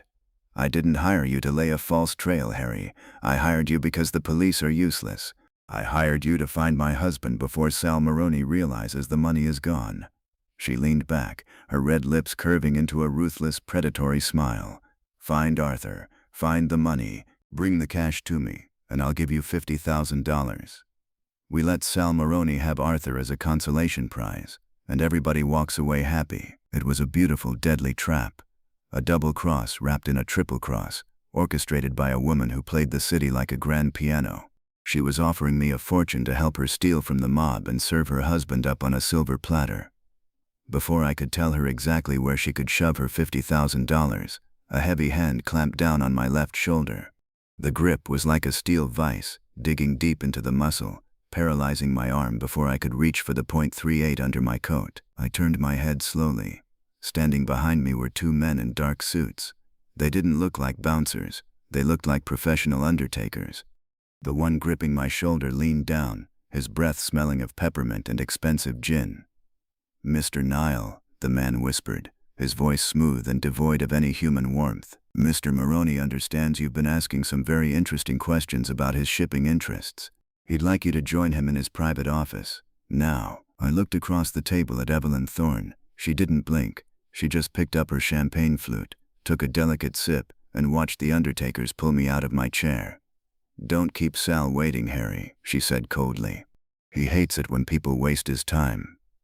The two men dragged me backward, away from the glittering lights of the baccarat table and into the long, dark hallway that led to the belly of the beast. The secret life had just been cracked wide open, and I was about to find out exactly how much blood it took to keep it hidden. Chapter 7. The two undertakers didn't offer a polite tour of the Cobalt Club's restricted areas. They simply marched me down a long mahogany-paneled corridor that smelled faintly of lemon polish and impending violence, their grips on my arms like forged steel clamps. The jazz music from the casino floor faded into a muffled thumping pulse behind us, replaced by the heavy silence of a space designed to keep screams strictly confidential. They stopped in front of a heavy brass-studded leather door at the end of the hall. The goon on my left opened it and gave me a shove that sent me stumbling onto a thick Persian rug. The door clicked shut behind me, the sound final and absolute, like a coffin lid dropping into place. Sal Maroney's private office was a testament to what a man could achieve if he completely abandoned his morals and embraced his inner predator. The walls were lined with leather-bound volumes that had never been read, and the air was thick with the suffocating aroma of expensive imported cigars. Behind a massive desk carved from a single slab of black walnut sat Sal Maroney himself. He didn't look like a mob boss. He looked like a wealthy Roman emperor who had decided to dabble in extortion to cure his boredom. He was in his late 50s, with silver hair slicked straight back, an immaculate tailored tuxedo, and eyes that were as cold and black as the bottom of a frozen well. He didn't look up from the ledger he was reading. He simply turned a page, the dry rustle of the paper echoing loudly in the quiet room. "I have a profound dislike for men who ask questions in my establishment, Mr. Nile," Maroney said softly. His voice didn't have the gravelly grit of a street thug. It was smooth, cultured, and infinitely more dangerous. "Questions lead to rumors, rumors lead to police inquiries, and police inquiries are bad for my overhead." "I'm just doing a job, Sal," I said, staying perfectly still, reaching for my .38 special in a room where two unseen men were undoubtedly aiming shotguns at my spine from behind the hidden bookcases. Would be professional suicide. A client pays me to find a lost item. I look for the item. It's simple arithmetic. Maroney finally closed the ledger and folded his manicured hands on the black walnut desk. "Mrs. Evelyn Thorne is not a simple equation, Harry. She is a very calculating, very dangerous woman. I suspect she hired you not to find her husband, but to assure herself that I hadn't found him first." "She thinks you have him," I lied smoothly, testing the waters. "She thinks nothing of the sort," Maroney replied, a faint, humorless smile touching the corners of his mouth. "Evelyn knows exactly what her husband did. Arthur Thorne didn't just walk away with his own miserable $3,000 payroll. He walked away with a briefcase containing $250,000 in unmarked, untraceable bearer bonds that belonged to me. Money that was resting in his warehouse for less than 12 hours before he grew a spine and decided to play the thief." Hearing it out loud from the man who owned the money made the temperature in the room drop 10 degrees. $250,000, I muttered. "That's a lot of motivation to fake your own death." "It's a lot of motivation to stay dead," Maroney corrected. "My associates have turned this city upside down since Friday night. Arthur has vanished. He left no trail, no whispers, no frightened friends. He is a ghost." But ghosts don't pack suitcases, and they certainly don't leave their wives behind to face my displeasure. Evelyn says he tried to cut her out. Evelyn says whatever keeps her breathing, Maroney said, leaning forward. The coldness in his eyes sharpened into a physical threat. I don't care about their domestic disputes. I don't care about the bumbling foreman the police have in custody. I want my bonds, Mr. Nile, and since you seem to have a unique talent for uncovering the dirty laundry that my own men have missed, I am going to make you an offer.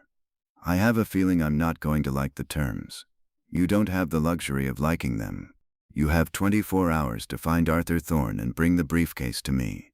Do not bring it to Evelyn. Do not bring it to the police. Bring it here. Maroney reached into his jacket pocket, pulled out a thick gold pocket watch, and checked the time.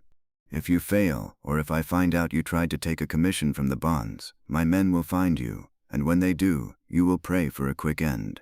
Do we understand each other? Loud and clear, Sal. 24 hours. Just one question. Maroney raised a silver eyebrow. If Arthur planned this so perfectly, I said, why is he still in Seattle? With that kind of money, he could have been halfway to South America by Saturday morning. Because a man like Arthur Thorne doesn't have the connections to disappear instantly, Maroney said flatly. He needs forged transit papers. He needs a new identity. And the men in this town who provide those services know better than to work quickly when I am asking questions. Arthur is trapped. He is waiting in the shadows for a passport that hasn't been printed yet. Find him before he gets it. Maroney flicked his wrist dismissively. The heavy leather door behind me opened instantly. The audience was over. The two undertakers marched me back down the hall, bypassed the glittering casino floor entirely, and shoved me out through a reinforced steel service door. I hit the pavement of the alleyway hard, jarring my teeth and scraping the palms of my hands on the rough concrete. The heavy steel door slammed shut, locking with a definitive echoing clank. I pushed myself up onto my knees and brushed the dirt off my trench coat. The weather had shifted while I was inside. The miserable weeping rain that had plagued Seattle for 3 days had finally surrendered. In its place, a brutal freezing front had moved in. The sky above the alley was completely clear, a vast expanse of pitch-black canvas punctured by stars that looked like shards of shattered ice. The temperature had plummeted, turning the damp puddles in the alley into slick patches of treacherous black frost. My breath plumed in the air like exhaust from a dying engine. I checked my holster. They hadn't taken the .38. They didn't view me as a threat. They viewed me as an errand boy. I pulled my fedora down tight against the biting wind, buried my hands deep in my pockets, and started walking down Capitol Hill toward the glowing hazy basin of the city below. My ribs ached, my head pounded, and I was caught between a mob boss who wanted his money and a lethal widow who wanted everything else. But as I walked through the freezing crystal-clear night, my mind wasn't on the guns or the threats. My mind was stuck on a broken clock. I needed a place to think. I found an all-night diner down on 4th Avenue, a greasy spoon entirely clad in stainless steel and neon that looked like a grounded spaceship. The inside was blessedly warm, smelling of burnt toast and strong, bitter coffee. I took a booth in the back, away from the windows, and ordered a mug of black coffee from a waitress who looked too tired to blink. When she walked away, I started emptying my pockets. I laid the pieces of Arthur Thorne's secret life out on the scratched formica table. The mismatched matchbook from the Cobalt Club, the crimson-bordered silk handkerchief smelling of gardenias, the pale yellow dry-cleaning receipt for the tuxedo. I stared at them, arranging them in a line. The timeline held.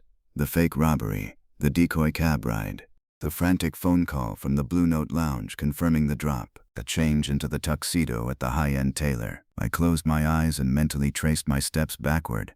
I went back to the hushed, pristine counter of St. James Garment Care. I pictured Mr. Rossi, the meticulous tailor. I pictured the cheap gray suit Arthur had abandoned in the fitting room. I went through the pockets, I reminded myself, my eyes still closed. The breast pocket was empty. The side pockets yielded a few lint-covered pennies and a broken toothpick. I opened my eyes. I stared at the black coffee the waitress had just set down in front of me. A few lint-covered pennies. I reached for my notepad and flipped to the scribbled notes from my conversation with Sully, the bartender at the Blue Note Lounge. Sully had told me Arthur slipped a dollar bill under the door to get inside out of the rain. Arthur didn't want a drink. He just needed the payphone. Sully rang up a 20-cent shot of rye just to make change. I grabbed a pencil and did the arithmetic on the edge of a napkin. $1 minus 20 cents. That left 80 cents in change. Sully had specifically said I gave him a handful of dimes, 8 dimes to be exact. Arthur then went to the payphone. According to Betty at the operator exchange, he made exactly one local phone call to the Cobalt Club. One local call costs 1 dime. That left 7 dimes, 70 cents in silver coins. It's a heavy, jingling handful of change. A nervous man running a complex high-stakes con doesn't just casually lose 7 dimes on a 15-minute cab ride from a dive bar to a tailor on First Hill. He didn't drop them. He spent them. But where? Where does a man on the run need a pocket full of dimes? The answer hit me with the force of a physical blow. King Street Station, the luggage lockers in the main concourse. A standard overnight locker cost a dime. The oversized lockers, the ones big enough to hold a large, heavy briefcase containing $250,000 in bearer bonds, cost 2 dimes. Arthur hadn't dragged a briefcase full of mob money up to the tailor shop. He had stopped at the train station first, stuffed the bonds into a steel locker, pocketed the key, and then gone to get his tuxedo. The money was sitting in a metal box under the nose of the transit police, waiting for Arthur to pick it up on his way out of town. But Maroney had said Arthur was trapped. He couldn't leave without forged papers, and the men who forged papers in Seattle were terrified of Maroney. I took a slow sip of the scalding coffee. I needed to find the forger. If I found the forger, I found Arthur. I sifted through the mental filing cabinet of every grifter, hustler, and shadow man I knew in the city. Smitty down in Pioneer Square? No, his hands shook too much for quality ink work. Doc Harrison? He was currently doing 3 to 5 in Walla Walla for counterfeiting ration books. And then, the detail that wouldn't die finally crawled out of the grave and slapped me across the face. It was a piece of conversational static, a throwaway line from the very first phone call I had received on Tuesday afternoon. Sergeant Frank Murphy, sitting at his desk at the Central Precinct, trying to do me a favor. You know that Skip Trace you asked me about? The bookie down on Yesler Way, Marcus? Found what's left of him. Fished him out of the Sound near Pier 52 about an hour ago. He was wearing cement galoshes. I dropped the pencil. It clattered loudly against the Formica table. Marcus wasn't just a bookie. I had been looking for him for weeks because he owed a client of mine $100. He took bets on horses, sure, but his real trade, the trade that paid for his expensive silk ties, was ink, pulp, and rubber stamps. Marcus was one of the best document forgers in the Pacific Northwest. He could make a fake passport look so good it would fool the Secretary of State. The police assumed Marcus was killed over a bad gambling debt. I had assumed it was just bad luck. But timing in my business is rarely a coincidence. Marcus was murdered and thrown into Puget Sound on Tuesday morning. Arthur Thorne vanished on Friday afternoon, desperately in need of transit papers. Maroney's men hadn't killed Marcus. If Maroney had found the forger, he would have extracted Arthur's location before he put Marcus in the cement galoshes, which meant Arthur Thorne had killed Marcus. Arthur had gone to Marcus for the passports. Maybe Marcus tried to extort him for a piece of the $250,000. Maybe Arthur, terrified and paranoid, realized he couldn't leave a living witness who knew his new identity. Either way, the mild-mannered freight boss had cracked his forger over the head, dumped him in the harbor, and taken the papers. Arthur wasn't waiting for a passport. He already had it. He was just waiting for the right boat. I threw a dollar bill on the table, scooped up my clues, and bolted out of the diner. The freezing night air hit my lungs like shattered glass, but I didn't care. The timeline was complete. The players were exposed. I needed to know what name was printed on that forged passport. If Arthur Thorne killed a man in his own workshop, he was an amateur. And amateurs always leave a mess behind. I caught a cab heading south. 10 minutes later, I was standing in the frozen shadows of Pioneer Square, looking up at the dark second-story window above an abandoned apothecary. This was Marcus's rat hole, the place where he printed lies for a living. The front door in the alleyway was locked, but the deadbolt was cheap and the wood was rotting. 2 minutes with my lockpicks and I was standing in the narrow, creaking stairwell. I pulled my flashlight from my coat pocket and clicked it on, keeping the beam aimed at my feet. I reached the second-floor landing and pushed Marcus's door open. The smell hit me first. The metallic tang of old blood, mixed with the sharp chemical odor of developing fluid and cheap ink. The apartment had been tossed. Drawers were pulled out and shattered on the floor. Mattresses were slashed. Books were ripped from their bindings, their pages fluttering in the draft like dead white birds. The cops had done a thorough job looking for gambling ledgers, completely missing the real story. I stepped into the wreckage, sweeping the flashlight beam over the destruction. I didn't care about the obvious hiding spots. I knew Marcus. The man was profoundly paranoid. He didn't trust floorboards, and he didn't trust safes. He trusted gravity and misdirection. I walked past the overturned desk and went straight to the small, grimy bathroom in the corner. The clawfoot tub was stained with rust. Above the sink hung a heavy medicine cabinet bolted directly to the plaster wall. I grabbed the sides of the metal cabinet and pulled upward. With a screech of rusted metal, the entire cabinet slid off its wall mounts, revealing a square, dark cavity hidden in the plumbing access behind it.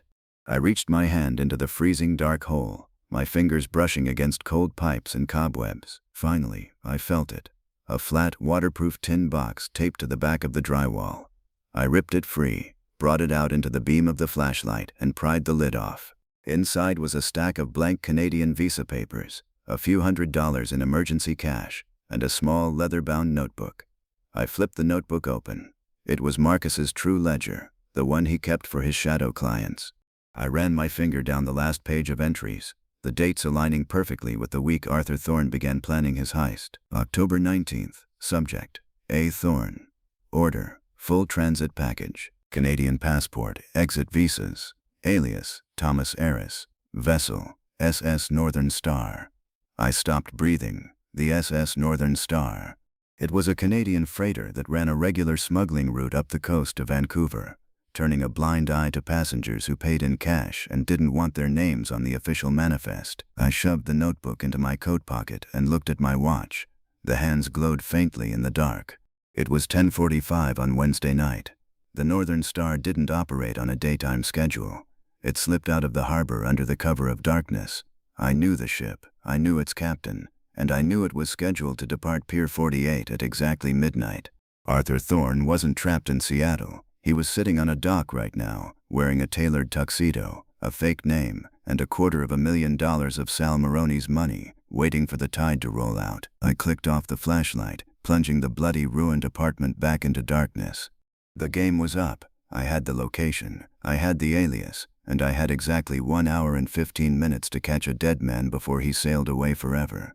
I checked the cylinder of my .38, snapped it shut, and ran down the stairs into the freezing night. Chapter 8. King Street Station at 11:15 at night wasn't a place for the hopeful. It was a towering purgatory built of white marble and ornate plaster, a cavernous waiting room for people running away from something, or running toward something worse. By day, it was a bustling cathedral of industry, filled with the roar of steam engines and the sharp barks of conductors. But at this hour, it felt like a magnificent tomb. The massive glass clock on the south wall glowed with a sickly yellow light, its long iron hands slicing away the remaining minutes of Wednesday night. The freezing front had followed me inside. The station was drafty, the chilled air carrying the bitter scent of ozone, burnt coal, and decades of spilled floor wax. A few lonely souls were scattered across the long wooden benches, a sleeping sailor using his duffel bag as a pillow, a woman in a faded coat staring blankly at the floor, and an old man nursing a bottle wrapped in a brown paper sack. I bypassed the grand concourse and headed straight for the bank of wooden telephone booths tucked beneath the grand staircase. I slipped inside the narrow stall, pulling the folding glass door shut behind me. The booth smelled of stale tobacco and nervous sweat, the universal cologne of the desperate. I dropped a nickel into the slot, listened to the mechanical clink, and dialed the number for Thorne Logistics. I let it ring 5 times. At this hour, a legitimate business would be locked up tight. But Evelyn Thorne wasn't running a legitimate business, and she wasn't a woman who slept when there was $250,000 blowing in the wind. On the 6th ring, the line clicked. "Thorne," her voice answered. It was crisp, wide awake, and laced with absolute zero. "It's Harry," I said, keeping my voice low, a gravelly whisper against the Bakelite receiver. "I found your husband." Silence hung on the line, thick and heavy, like the air right before a thunderstorm. I could almost hear the gears turning in her calculating head. "Where is he?" she finally asked. "I'll tell you where he is, and where the money is, but the price just went up," I lied, playing the part of the greedy, corrupt investigator she expected me to be. If I played the Boy Scout, she'd smell the trap instantly. 50,000 was the price for the information. I want 75 if you want me to hand him to you on a platter.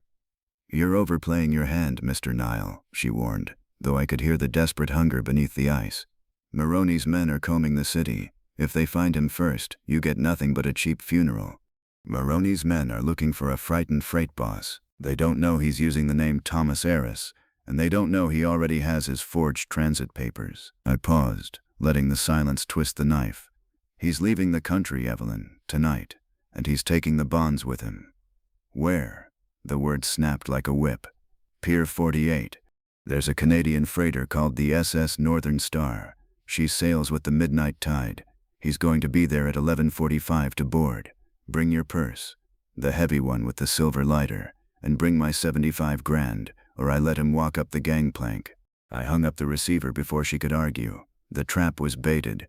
Evelyn wouldn't bring my money. She would bring a gun, fully intending to put a bullet in her husband's back, take the briefcase, and put a second bullet in mine to tie up the loose ends. It was exactly what I wanted her to do.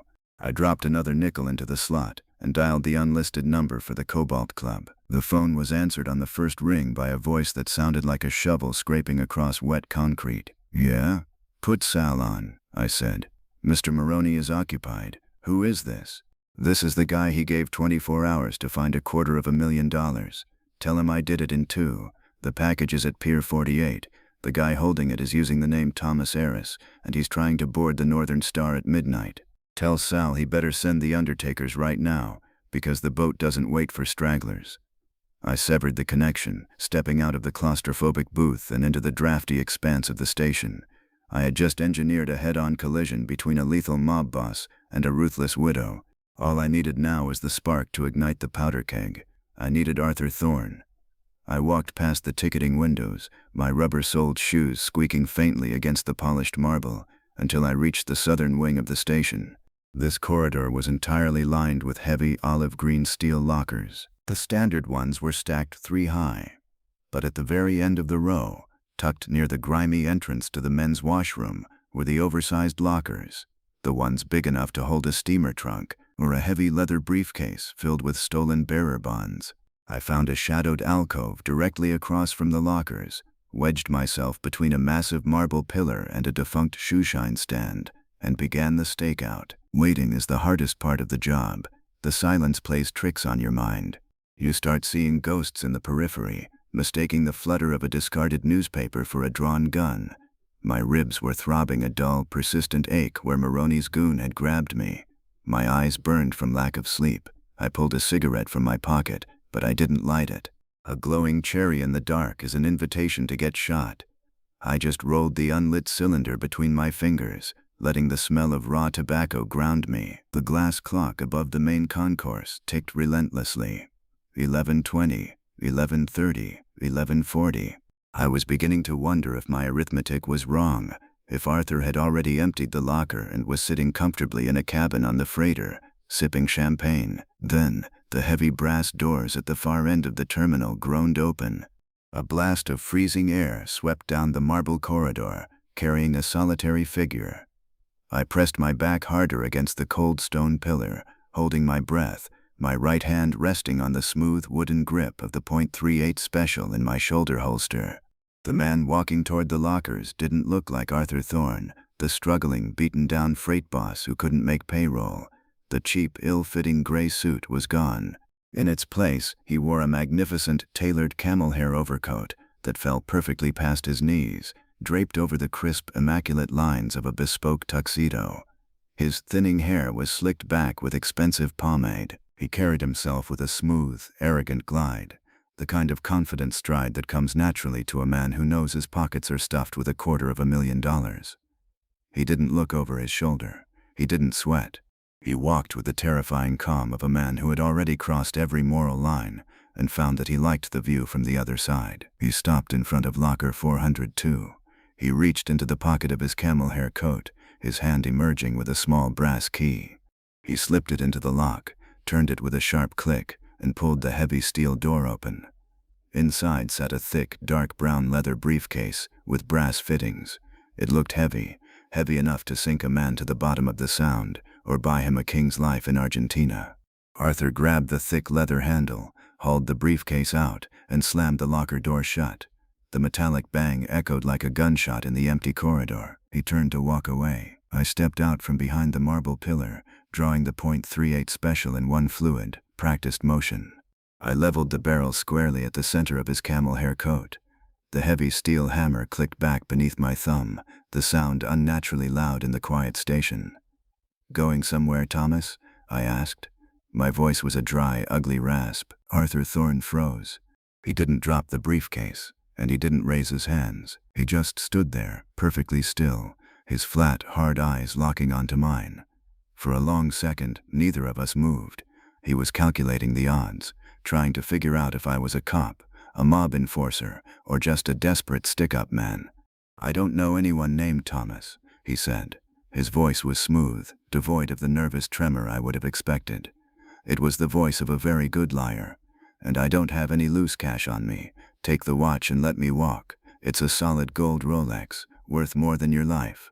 "I don't wear watches. They remind me of how much time I'm wasting," I said, taking 2 slow steps forward, keeping the gun steady. "I'm not a stick-up man, Arthur. My name is Harry Nile. Evelyn hired me to find you. She gave me $200 and a beautiful story about a missing husband." Arthur's eyes narrowed. A flicker of genuine irritation crossed his face. "Evelyn, of course. She couldn't just take her cut of the legitimate business and leave it alone. She had to send a bloodhound to steal my prize."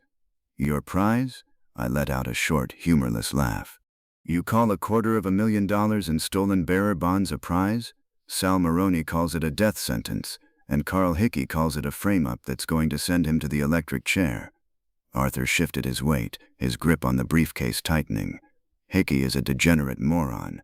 The world won't miss him, and Maroney is a parasite who built an empire on the sweat of men like me. I moved his freight. I took the risks. I earned every penny in this case. I'm just collecting my back pay." "You earned it by beating Marcus to death with a pipe?" I asked, watching his face closely. "You earned it by wrapping him in chains and dropping him into the freezing water at Pier 52? Because you were too cheap to pay his extortion fee, or too paranoid to leave a living witness who knew the name Thomas Harris?" For the first time, Arthur's aristocratic mask slipped. A flash of raw, ugly panic broke through the smooth veneer, instantly replaced by a cold, reptilian violence. The man standing in front of me wasn't a victim of circumstance. He was a stone-cold killer who had discovered his true nature under pressure. "Marcus got greedy," Arthur spat, his voice dropping to a vicious hiss. "He saw the size of my bankroll and tried to double his price. In this world, Mr. Nile, you either hold the gun or you dig the grave." I decided I was done digging. "That's a beautiful philosophy," I said. "You should write a book. But right now, you need to slowly take your right hand out of your coat pocket, using 2 fingers, and leave the snub nose behind. If I see steel, I'm putting a bullet through your lung." Arthur hesitated. He looked at the heavy .38 in my hand, measuring the distance, calculating his draw speed against my trigger pull. The math didn't favor him, and he knew it. Slowly, deliberately, he pulled his empty hand out of his pocket and raised it to shoulder height. "You're making a mistake, Nile," Arthur said smoothly, slipping back into the role of the high roller. "Evelyn is paying you peanuts. You're a cheap private detective wearing a wetsuit. There's $250,000 in this case. I'll give you $50,000 right now, cash. If you lower that gun and walk away, you can go to California, buy a house on the beach, never work another rainy Tuesday in your life." It was the same exact offer his wife had made me 2 hours ago. They really were a match made in hell. They both thought the whole world had a price tag, and that every man was just waiting for the right bid. "I don't like the beach," I said. "The sand gets in my shoes. Turn around, Arthur. We're going for a walk." "A walk? To the police station. The police don't know about the bonds. You hand me over to them, Maroney finds out, and he kills us both in our cells." "We aren't going to the police," I said, stepping up behind him and jamming the barrel of the .38 hard into the base of his spine. I reached into his coat pocket, retrieved a small pearl-handled revolver, and shoved it into my own waistband. "We're going to Pier 48. Your ship sails in 20 minutes. Arthur let out a ragged breath, relief washing over him. "You're a smart man, Nile. You want to make the exchange on the dock, away from the crowds. I can respect that. I have 50,000 in cash bundled in the side pocket of the case. We make the trade, and we both walk away rich. Keep walking, Arthur, I ordered, pushing him forward. We marched out of the grand, echoing tomb of King Street Station and into the brutal, freezing night. The wind howled off the dark waters of Puget Sound, biting through my thin trench coat like a collection agent who wouldn't take no for an answer. Arthur walked ahead of me, his expensive camel hair coat flapping in the gale, the heavy briefcase swinging rhythmically at his side. He actually thought he had bought me. He thought his money had successfully neutralized the final obstacle between him and his perfect escape. He didn't know that Pier 48 wasn't an escape hatch. It was a slaughterhouse. I wasn't taking him to the ship to collect a bribe. I was walking him directly into the crossfire I had engineered. Evelyn Thorne was waiting there with a silver lighter, a dark heart, and a loaded gun. Sal Maroney's undertakers were descending on the docks with orders to kill anyone holding the bonds. I was going to push Arthur into the center of the ring, let the wolves tear each other to pieces, and walk away clean. You know, Arthur, I shouted over the howling wind as the massive steel cranes of the waterfront loomed out of the darkness ahead. You were right about one thing. In this town, you either hold the gun or you dig the grave. I just prefer to let other people do the digging. He didn't answer. He just tightened his grip on the briefcase and quickened his pace toward the dark, freezing waters of Pier 48. The setup was complete. It was time for the curtain to fall. Chapter 9.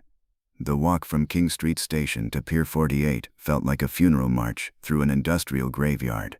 The Seattle waterfront at midnight was a desolate, unforgiving place, a jagged shoreline of rotting wooden pilings, rusted steel cranes, and cavernous warehouses that swallowed the city's secrets whole. The freezing wind whipped off the black waters of Elliott Bay, howling through the steel girders like a chorus of damned souls.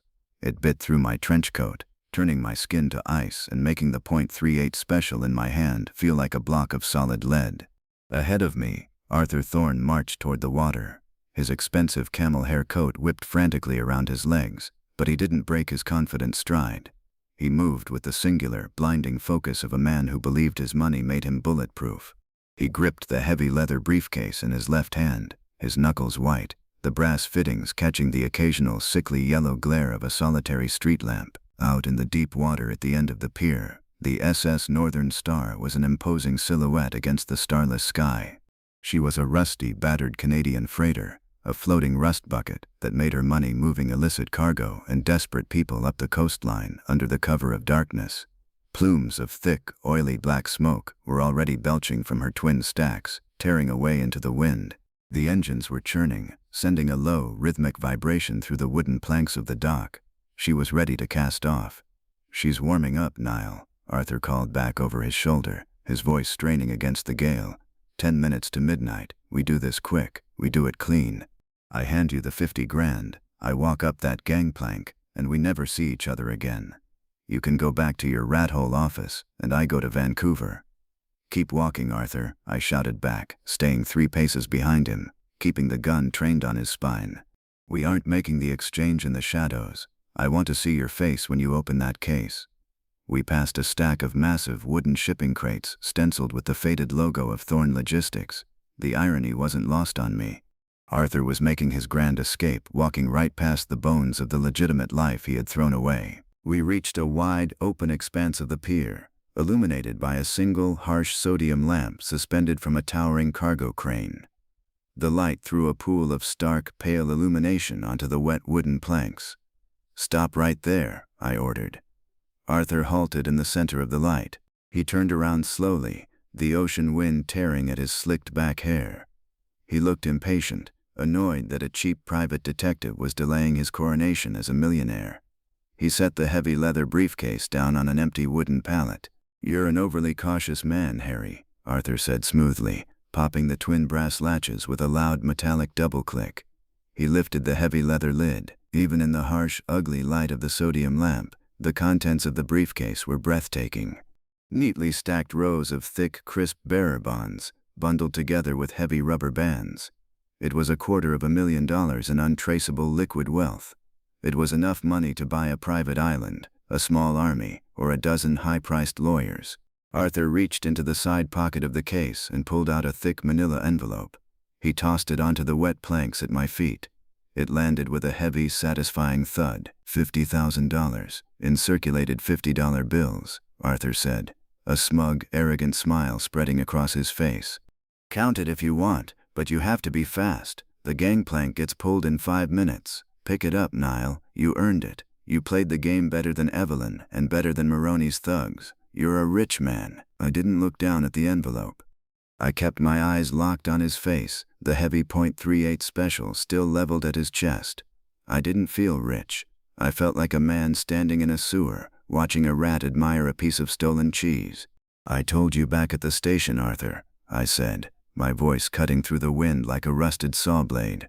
I don't like the beach, and I don't take money from men who leave dead forgers wearing cement galoshes at the bottom of the Sound. Arthur's smug smile faltered. His eyes darted to the gun in my hand, then back to my face. The cold realization finally began to crack through his arrogant veneer. What are you talking about? Pick up the money. The deal is done. There is no deal. I didn't bring you down here to rob you, Arthur, I said softly, stepping into the edge of the light. I brought you down here because this pier is a dead end, and I like my cases closed. Before Arthur could process the words, a sound cut through the rhythmic churning of the freighter's engines.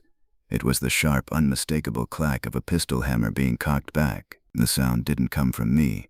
It came from the deep shadows between the towering shipping crates to our left. He's right, Arthur, a woman's voice echoed, smooth, rich, and dripping with venom. It is a dead end, but you were always terrible at reading the map. Arthur stiffened, the color draining completely from his face. He stared into the darkness as a figure stepped out from behind the crates and into the pale pool of the sodium light. Evelyn Thorne looked like a black widow spider dressed for a funeral. She wore a heavy black mink coat over her crimson silk gown, the wind whipping the dark fur around her shoulders. Her face was a mask of cold, predatory perfection. The heavy scent of gardenia perfume rolled off her, battling the smell of salt and diesel exhaust. In her right hand, held with terrifying rock-steady precision, was a silver-plated .32 caliber automatic. It was pointed directly at the center of her husband's forehead. "Evelyn," Arthur whispered. The word sounded like a dying breath. He took a half-step backward, bumping into the wooden pallet holding the open briefcase. "Hello, darling," Evelyn purred, her crimson lips curving into a smile that could have frozen a bottle of cheap rye. "I love the overcoat. Camel hair suits you so much better than that cheap gray suit you left at the tailor. But you always did like playing dress-up, didn't you?" "How?" Arthur stammered, his eyes darting frantically between my .38 and Evelyn's .32. "How did you find me?" "I didn't." "Harry found you," Evelyn said, not taking her eyes off him. "I paid him to track down my missing husband, and he delivered exactly what I asked for. Isn't that right, Harry?" "I'm a full-service agency," I said, leaning casually against a wooden piling, keeping my gun steady. "I deliver lost husbands, I uncover secret lives, and I provide front-row seats for domestic disputes. But don't give me all the credit, Evelyn. Your husband laid a terrible trail. He's an amateur." "I am not an amateur," Arthur snapped, his pride briefly overriding his terror. He glared at me. "I planned everything perfectly. The decoy cab to Capitol Hill, the call from the Yesler Way dive bar, the tuxedo, the locker at the station. It was flawless. I vanished." "You didn't vanish, Arthur. You just changed clothes," I shot back, my voice turning hard and flat. It was time to lay out the full chain of deceit, to force them to look at the ugly, jagged picture they had painted together. "You left a paper trail a mile wide. You left a dry cleaning receipt in the pocket of your abandoned suit. You left the exact change from the train station locker in the bartender's cash register. You hid a matchbook and a perfumed handkerchief in a desk drawer a child could have cracked." I shifted my gaze to Evelyn, who was watching Arthur with a look of absolute disgust. "And you, Evelyn," I continued. "You sat in my office and played the grieving, desperate widow. You cried over a husband you claimed took the $3,000 payroll because the business was failing. But the business wasn't failing, was it? You turned Thorne Logistics into a mob smuggling pipeline for Sal Maroney. You cooked the books, you rubbed elbows with the high rollers at the Cobalt Club, and you treated Arthur like a disposable errand boy." "He was an errand boy," Evelyn spat, her eyes flashing with pure malice. "He didn't have the stomach for the real work." He just drove the trucks while I built an empire. The $250,000 in that briefcase belongs to me, Arthur. I earned it. You just got greedy and tried to steal my severance package." "Your severance package?" Arthur laughed, a high, thin sound of utter desperation. "You were going to let Maroney kill me. The moment the feds started sniffing around the docks, you were planning to take the money, hand Maroney my head on a platter and disappear. I found the forged Canadian visas in your purse last week, Evelyn, the ones with only your picture on them. You were going to leave me to burn. Because you were weak," Evelyn screamed over the wind, her elegant facade cracking for a split second. "You panicked at the first sign of trouble. I built this life for us, and you tried to ruin it. So yes, I was going to leave you. And now, I'm going to finish the job." Evelyn raised the silver automatic, aligning the sights with Arthur's chest. "Hold it, Evelyn," I said sharply, stepping forward. "Don't pull that trigger yet. I want the whole picture painted before the blood ruins the canvas." She glanced at me, her eyes narrowing.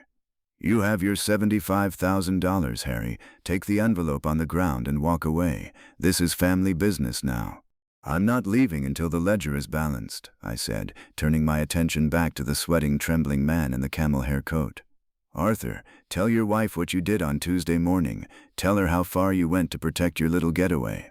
Arthur swallowed hard, his eyes darting frantically toward the gangplank of the Northern Star. It was only 50 yards away, but it might as well have been on the moon. "Tell her," I pressed, stepping closer, letting the menace bleed into my voice. "Tell her about Marcus. Tell her about the man who printed the fake passports you bought to replace the ones you found in her purse." Evelyn frowned, her gun wavering just a fraction of an inch. "Marcus, the forger. You went to Marcus?" Arthur's chest heaved. The polished, aristocratic demeanor was completely gone, replaced by the cornered rat I knew he truly was. "I had to," he yelled, his voice cracking. "I didn't have a choice. I took the money on Thursday night. I paid Marcus $10,000 for a rush job on a new passport, Thomas Harris, but the miserable little inkstainer got greedy. He heard about the missing mob bonds on the street. He realized I was the one holding the bag. So he tried to squeeze you," I said, finishing the thought for him. "He threatened to tell Maroney about your new alias, unless you gave him a bigger cut. He was going to ruin everything." Arthur practically sobbed, his hands balling into fists. "I had the money. I had the perfect plan to frame Hickey with the empty bank bag. I wasn't going to let a degenerate bookie take it all away from me.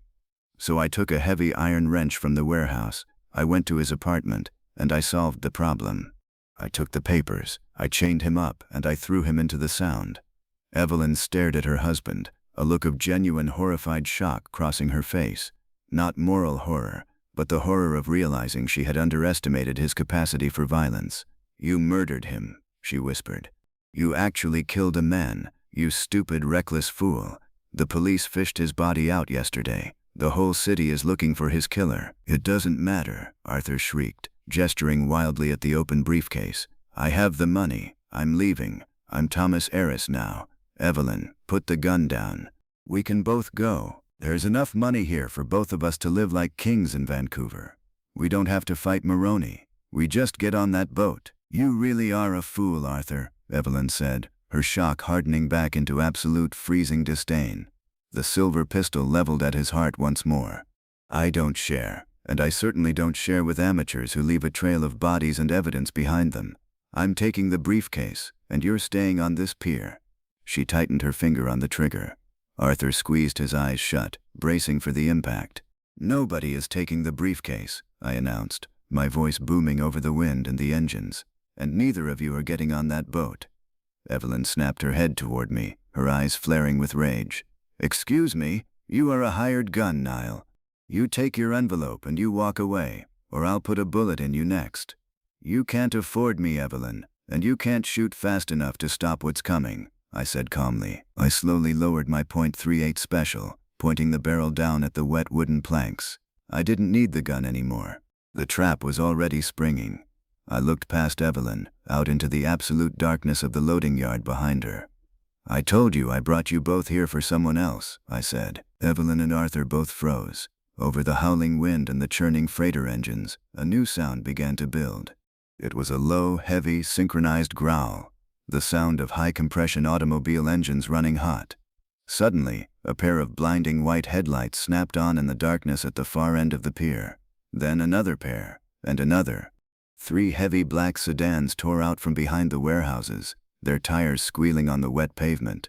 They moved in perfect predatory formation, blocking the only exit from the pier, cutting off any route to the street. The lead sedan slammed on its brakes just 30 yards from where we stood, the heavy doors flying open before the vehicle even came to a complete stop. Evelyn spun around, her silver automatic instantly forgotten as the headlights washed over her mink coat and crimson dress. Arthur gasped, stumbling backward and falling hard against the wooden pallet, nearly knocking the $250,000 onto the wet dock. Half a dozen men poured out of the sedans. They wore dark overcoats and wide-brimmed fedoras pulled low over their eyes. They didn't move like cops. They moved with the grim, practiced efficiency of a firing squad. 2 of the men stepped into the glare of the headlights, raising heavy drum-fed Thompson submachine guns, leveling the black barrels directly at the golden couple. From the back seat of the lead sedan, a figure emerged slowly. He wore a pristine, tailored tuxedo and walked with the unhurried, arrogant grace of a Roman emperor inspecting a conquered province. Sal Maroney stepped into the pool of the sodium lamp. His eyes were black, dead, and utterly devoid of mercy as they settled on the open briefcase, then on Evelyn, and finally on Arthur Thorne. "Good evening, Arthur," Maroney said, his smooth, cultured voice carrying perfectly over the wind. "I hear you've been having some trouble with your shipping logistics. I thought I might come down and personally ensure my cargo reaches its proper destination." Arthur let out a pathetic, whimpering sound, scrambling backward on the wet planks until his back hit a wooden crate. He was trapped. Evelyn stood frozen in the headlights, her silver lighter and her deadly ambition entirely useless against a wall of Chicago typewriters. I took 2 steps backward, retreating out of the harsh sodium light and dissolving back into the shadows of the rusted cargo crane. I reached into my pocket, pulled out a crushed cigarette, and placed it between my lips. I struck a match, cupping the flame against the bitter ocean wind. I had laid out the chain of deceit. I had forced them to confess their sins under the swinging lamp. And now, the guilty parties were trapped entirely by their own arrogance, their own greed, and the crushing weight of the anvil I had dropped on their heads. The setup had worked flawlessly. The unmasking was complete. All that was left now was to watch the crooks crack. Chapter 10. The freezing wind howling off the black expanse of Elliott Bay seemed to die down for just a fraction of a second, suffocated by the sheer heavy menace radiating from Sal Maroney. The mob boss stood in the harsh, pale glare of the automobile headlights, his tailored tuxedo immaculate, his silver hair entirely unruffled by the coastal gale. He didn't look like a man who had just rushed across town in the dead of night to intercept $250,000 in stolen bearer bonds. He looked like a wealthy aristocrat who had arrived perfectly on time to watch an execution he had scheduled months in advance. Arthur Thorne was a puddle of expensive camel hair and raw, unfiltered terror. He was pressed hard against a wooden shipping crate, his knees visibly shaking, his breath coming in short, ragged gasps that plumed in the freezing air like steam from a dying radiator. The arrogant, untouchable swagger he had carried through King Street Station was completely gone, evaporated into the damp night. In its place was the pathetic, naked cowardice of a man who suddenly realized he was entirely out of his depth and completely out of time. Evelyn Thorne, however, was a different breed of snake. She stood frozen in the intersection of the headlights for only a heartbeat before her lethal survival instincts kicked into overdrive. She slowly lowered her silver-plated .32 caliber automatic, letting it hang loosely at her side against the heavy black mink coat, making absolutely sure Maroney's men saw that she wasn't pointing the weapon at their boss. She straightened her spine, squared her shoulders, and actually attempted to construct a smile. It was a brittle, desperate, terrifying thing, but it was a smile nonetheless. I stayed completely still in the deep, freezing shadows of the rusted cargo crane, out of the blinding wash of the headlights. I took a slow, deliberate drag of my cigarette, letting the harsh tobacco smoke fill my lungs as I watched the gears of my trap finally grind these beautiful, terrible people to dust. In my line of work, you see a lot of tough guys talk big in brightly lit offices. But out here, in the cold and the dark, with the heavy black barrels of 2 Thompson submachine guns pointed at their chests, the truth always comes bleeding out. "Sal," Evelyn said. Her voice was smooth, rich, and remarkably steady, though I could hear the microscopic tremor of adrenaline vibrating just beneath the surface. "Thank God you're here. I was just about to secure your property." Maroney didn't answer immediately. He took a slow, deliberate walk across the wet wooden planks, his leather shoes clicking sharply against the pier. He bypassed Evelyn entirely, not even affording her a glance, and stopped in front of the wooden pallet. He looked down at the heavy leather briefcase. The twin brass latches popped open, revealing the thick, neatly bundled stacks of bearer bonds sitting next to the manila envelope full of my bribe money. He reached out with a manicured hand and ran his fingertips lightly over the top bundle of bonds. It was an almost affectionate gesture, a man greeting an old friend he thought he had lost forever.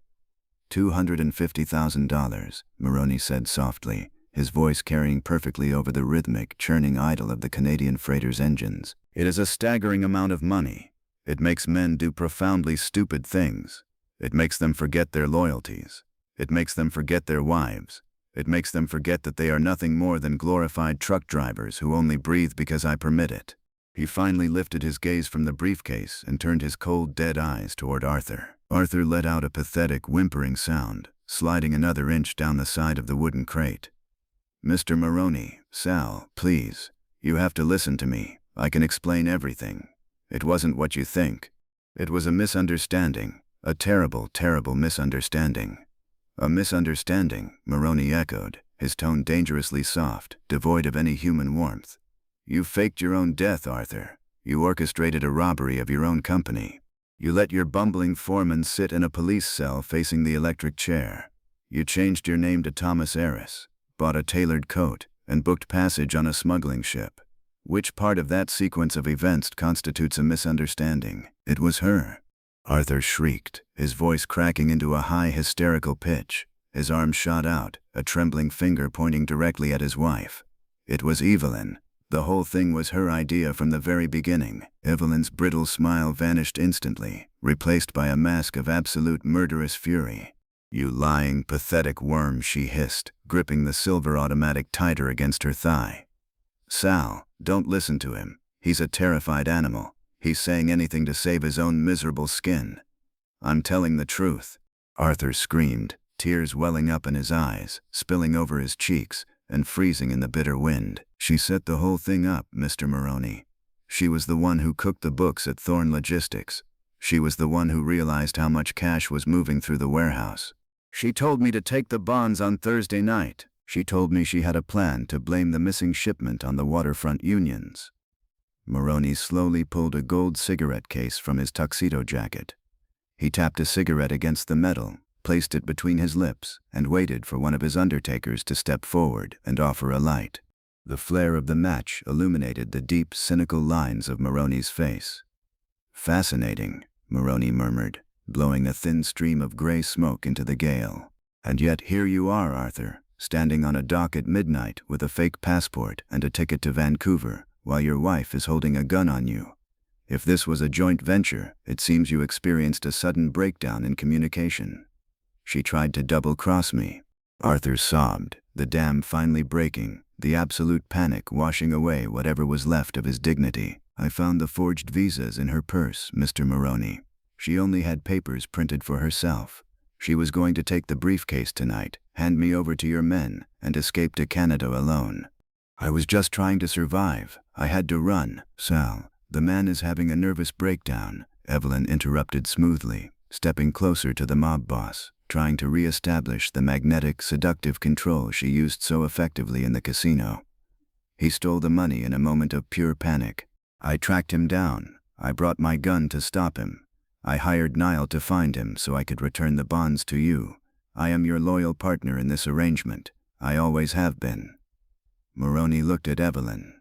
He looked at her crimson silk dress blowing in the wind, the heavy mink coat, and the silver pistol in her hand. Then he let out a laugh.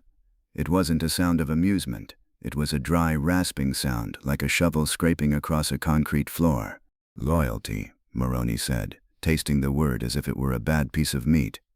"You are a remarkable creature, Evelyn. You possess the cold-blooded ambition of a seasoned killer, but you suffer from the delusion that you are the smartest person in the room. You didn't hire a private detective to find your husband so you could return my money. You hired him to make sure the police chased a ghost while you secured the cash for yourself."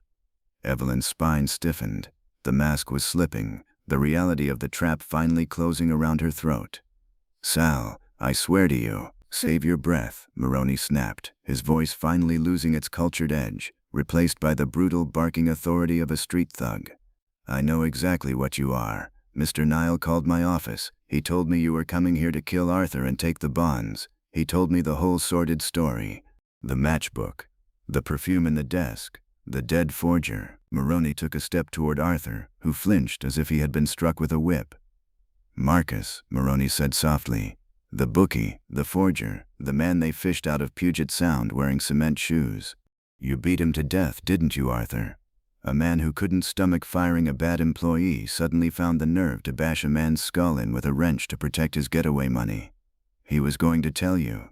Arthur wept openly now, dropping to his knees on the wet wooden planks, his camel hair coat soaking up the freezing puddles.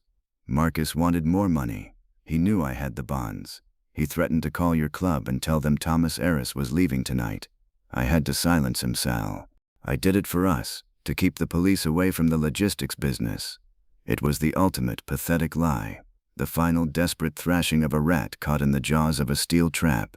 He had murdered a man to protect a stolen fortune, and now he was trying to sell the murder to the mob boss he stole from as an act of corporate loyalty." Even Maroney looked momentarily stunned by the sheer, breathtaking audacity of the cowardice. He looked down at the weeping, broken man on his knees, and then he looked over at the icy, calculating woman with the silver pistol. "You are both thoroughly exhausting," Maroney sighed, flicking his cigarette into the dark water of the bay. He turned his back on them and looked at the two men holding the Thompson submachine guns. "Put them in the trunks of the cars, both of them. We're going to take a long drive up the coast. I want to know exactly how much they skimmed from the shipping manifests over the last 3 years before we find a deep enough spot in the water." The two undertakers stepped forward, the heavy steel barrels of the Tommy guns rising to aim directly at Arthur and Evelyn's faces. "No!" Arthur screamed, scrambling backward on his hands and knees like a crab, his voice tearing his throat apart. "No, Sal, please. I'll give you everything. I'll testify against her. I know where she hides the second ledger. I know where she keeps her personal cash. Don't kill me. Please, God, don't kill me." "Shut your pathetic mouth, Arthur," Evelyn shrieked. The cool, collected Black Widow was gone. She was frantic now, realizing that her charm, her intellect, and her lies were entirely useless against the mechanical reality of the submachine guns.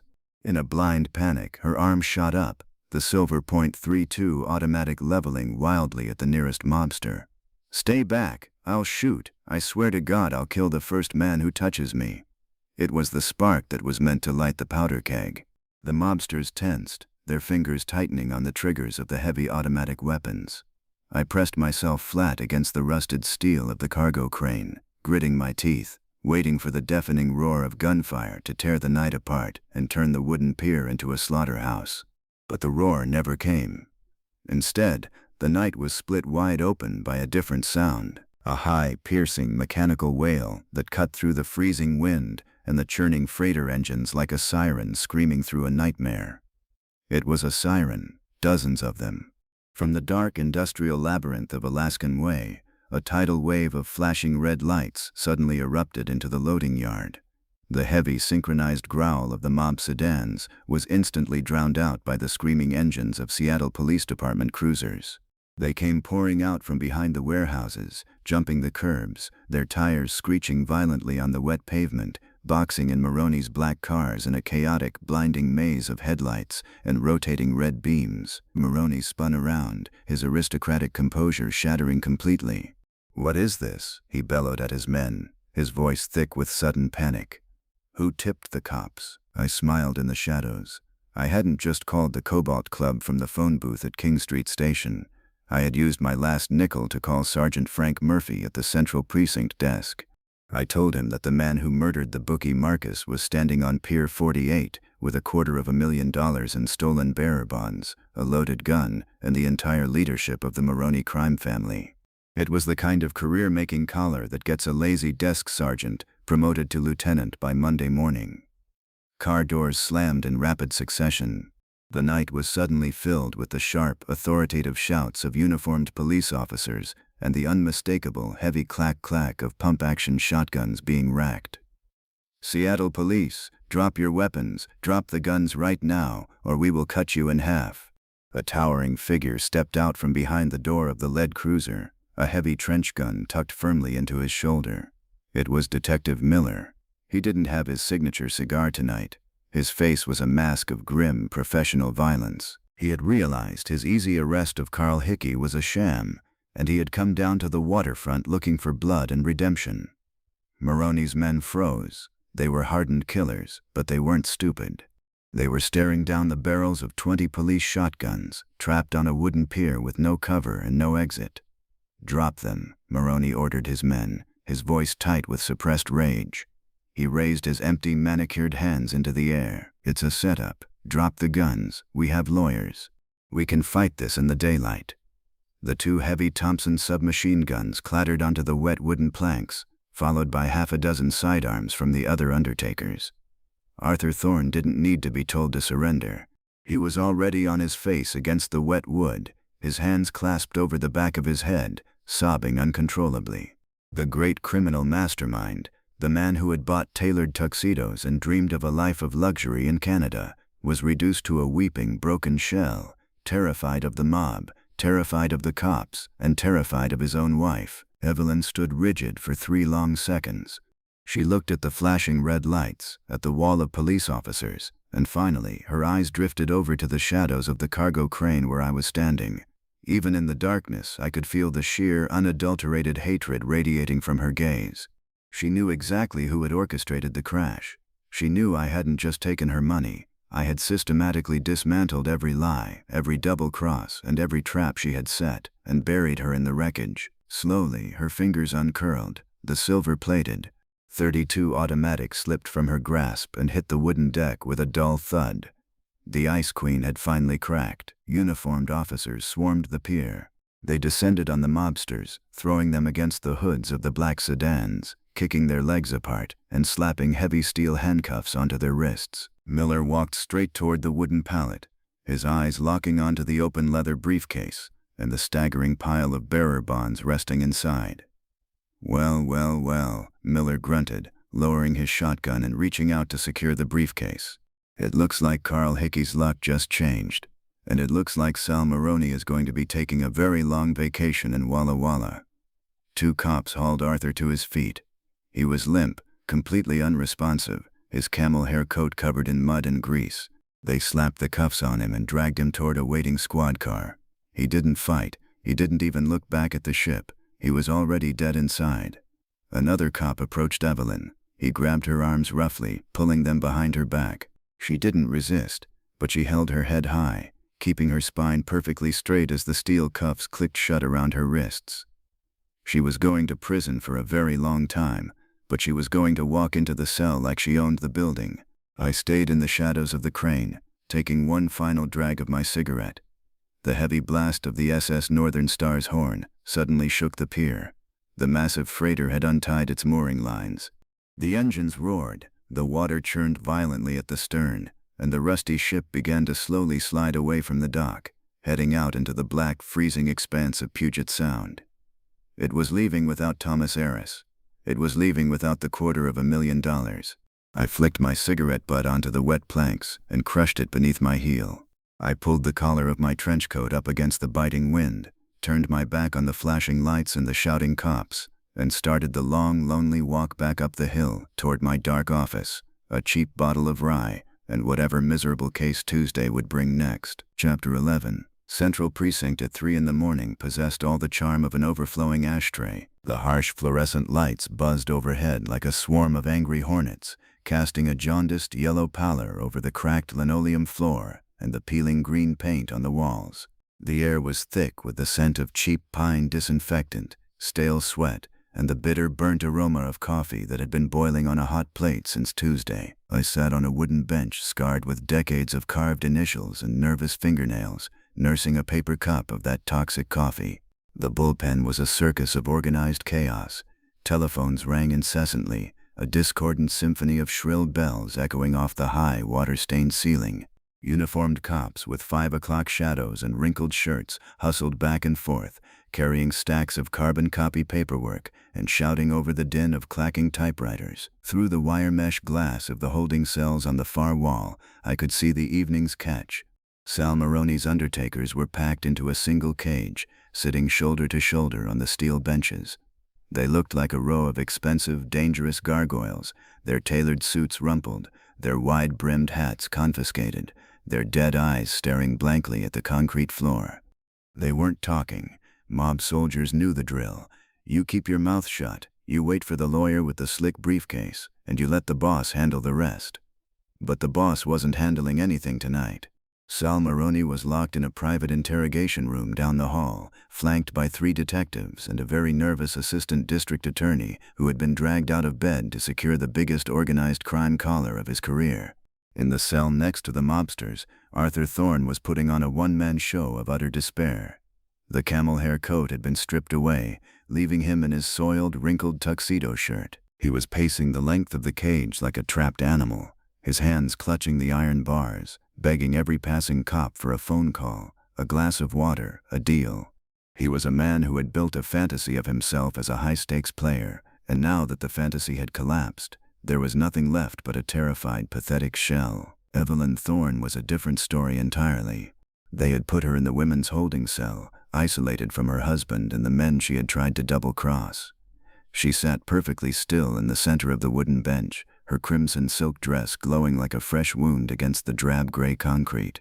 Her heavy black mink coat was draped elegantly over her shoulders to ward off the precinct chill. She wasn't pacing, she wasn't crying. She sat with her spine straight, her legs crossed at the ankles, her eyes fixed on the blank wall opposite her cage.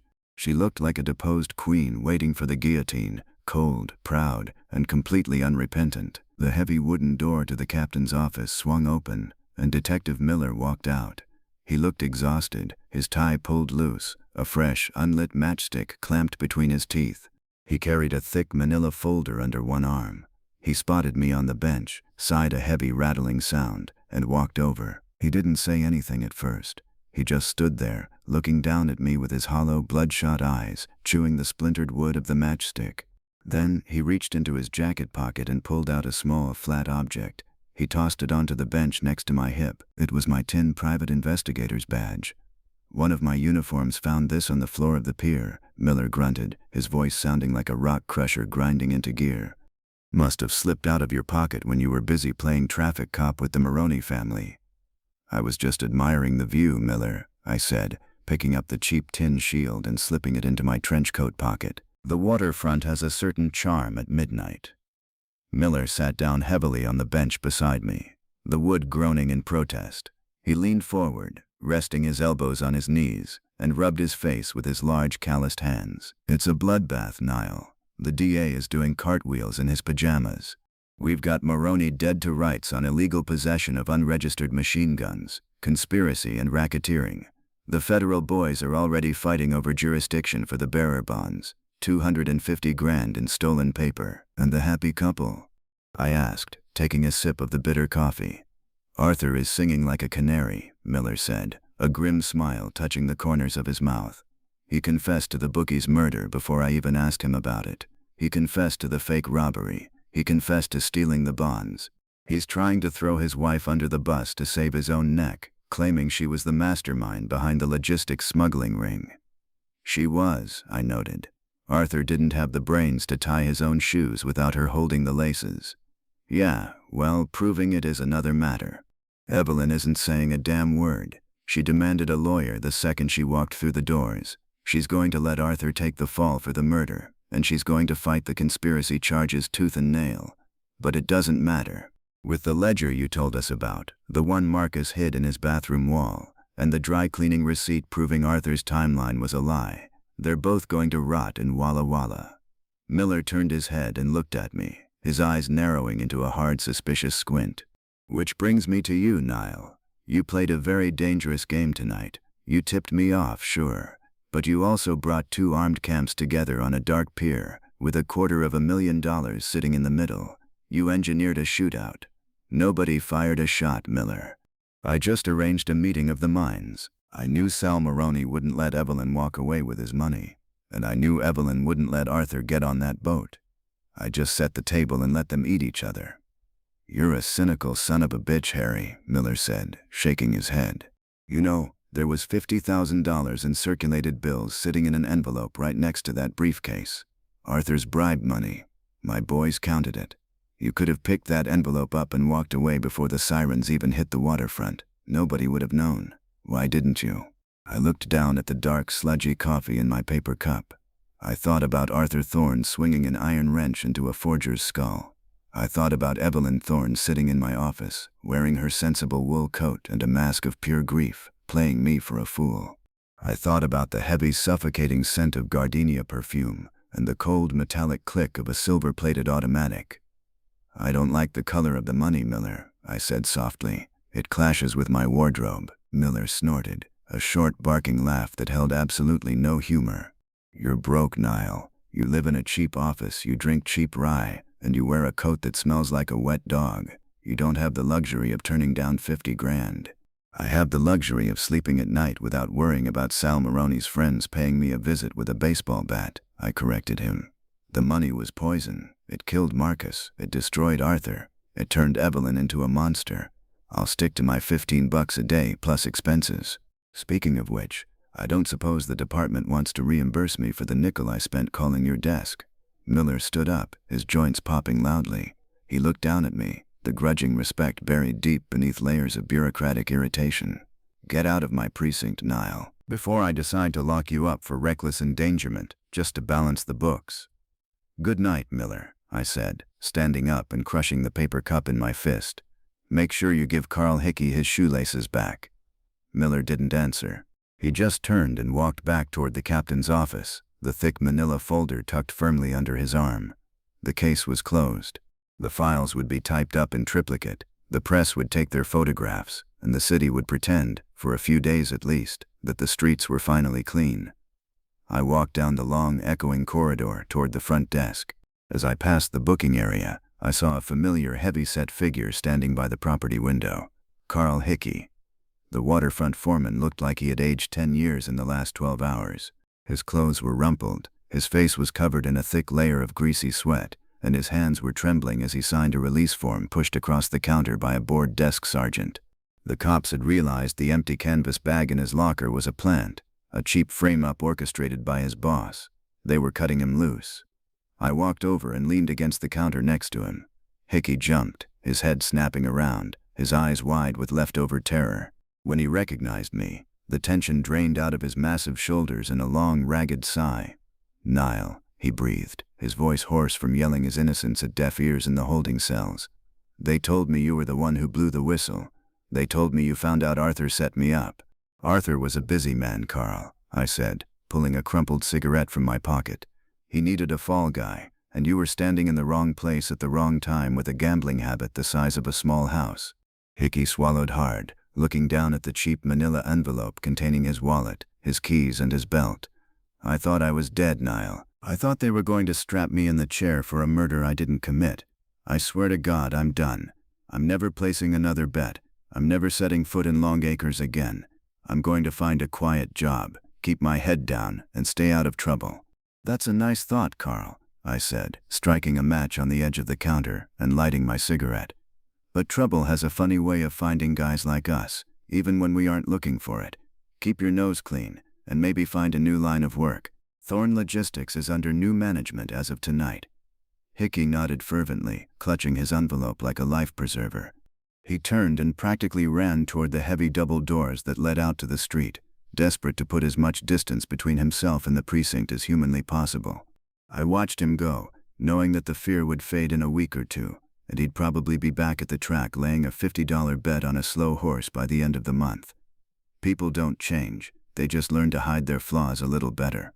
I pushed through the heavy wooden doors and stepped out into the Seattle night. The miserable, bone-chilling rain had completely vanished, replaced by a bitter, biting cold.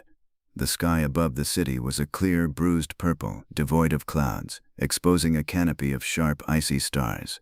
The freezing wind whipped down 4th Avenue, rattling the street signs and blowing discarded newspapers down the empty sidewalks like tumbleweeds in a concrete desert. My ribs ached with a dull, persistent throb where Maroney's goon had grabbed me. My eyes burned from lack of sleep, and the harsh tobacco smoke scratching the back of my throat was the only thing keeping me awake.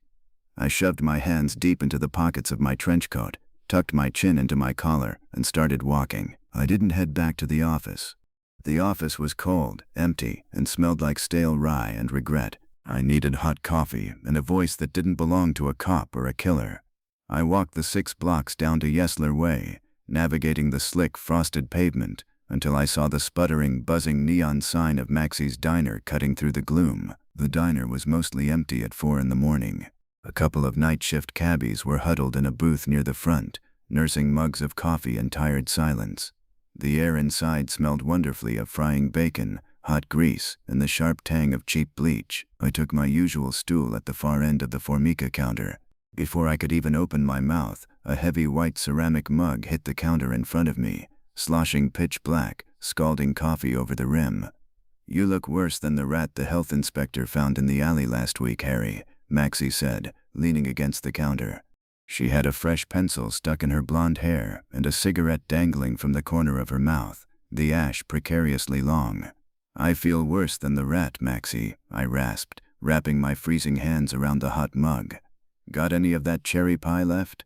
"Sold the last piece to a drunk sailor at 2 a.m., she said, pulling a rag from her apron and wiping a non-existent spot on the counter. "I can fry you a couple of eggs and a piece of ham. Grease is good for the soul. I'll take it." She turned around to the flat-top grill, cracked 2 eggs with one hand, and tossed a slab of ham onto the hot iron. The sizzle filled the quiet diner. "So," she said over her shoulder, "the streets are talking. Word is the waterfront got lit up like a Christmas tree tonight. Cops everywhere. Maroney's boys taking the ride in the back of paddy wagons. And a rumor about $250,000 in stolen paper." "The streets talk fast," I murmured, taking a sip of the battery acid coffee. "They do when the noise is that loud," Maxie replied, flipping the eggs expertly. "You were right in the middle of it, weren't you? That's why you got that look on your face. The one that says you cracked the puzzle but you didn't like the picture it made." "It was an ugly picture, Maxie," I admitted, staring at the black reflection in my coffee mug. "A husband who wanted to play the high roller. A wife who wanted to play the mob boss. They built a lie together, and then they tried to kill each other over the profits. Greed is a corrosive thing. It eats away the foundation until the whole house comes crashing down." Maxie scooped the eggs and ham onto a thick ceramic plate and slid it across the counter toward me, alongside a fork. "That's the city, Harry. People get hungry and sometimes they forget that you can't eat money. Did you get paid at least?"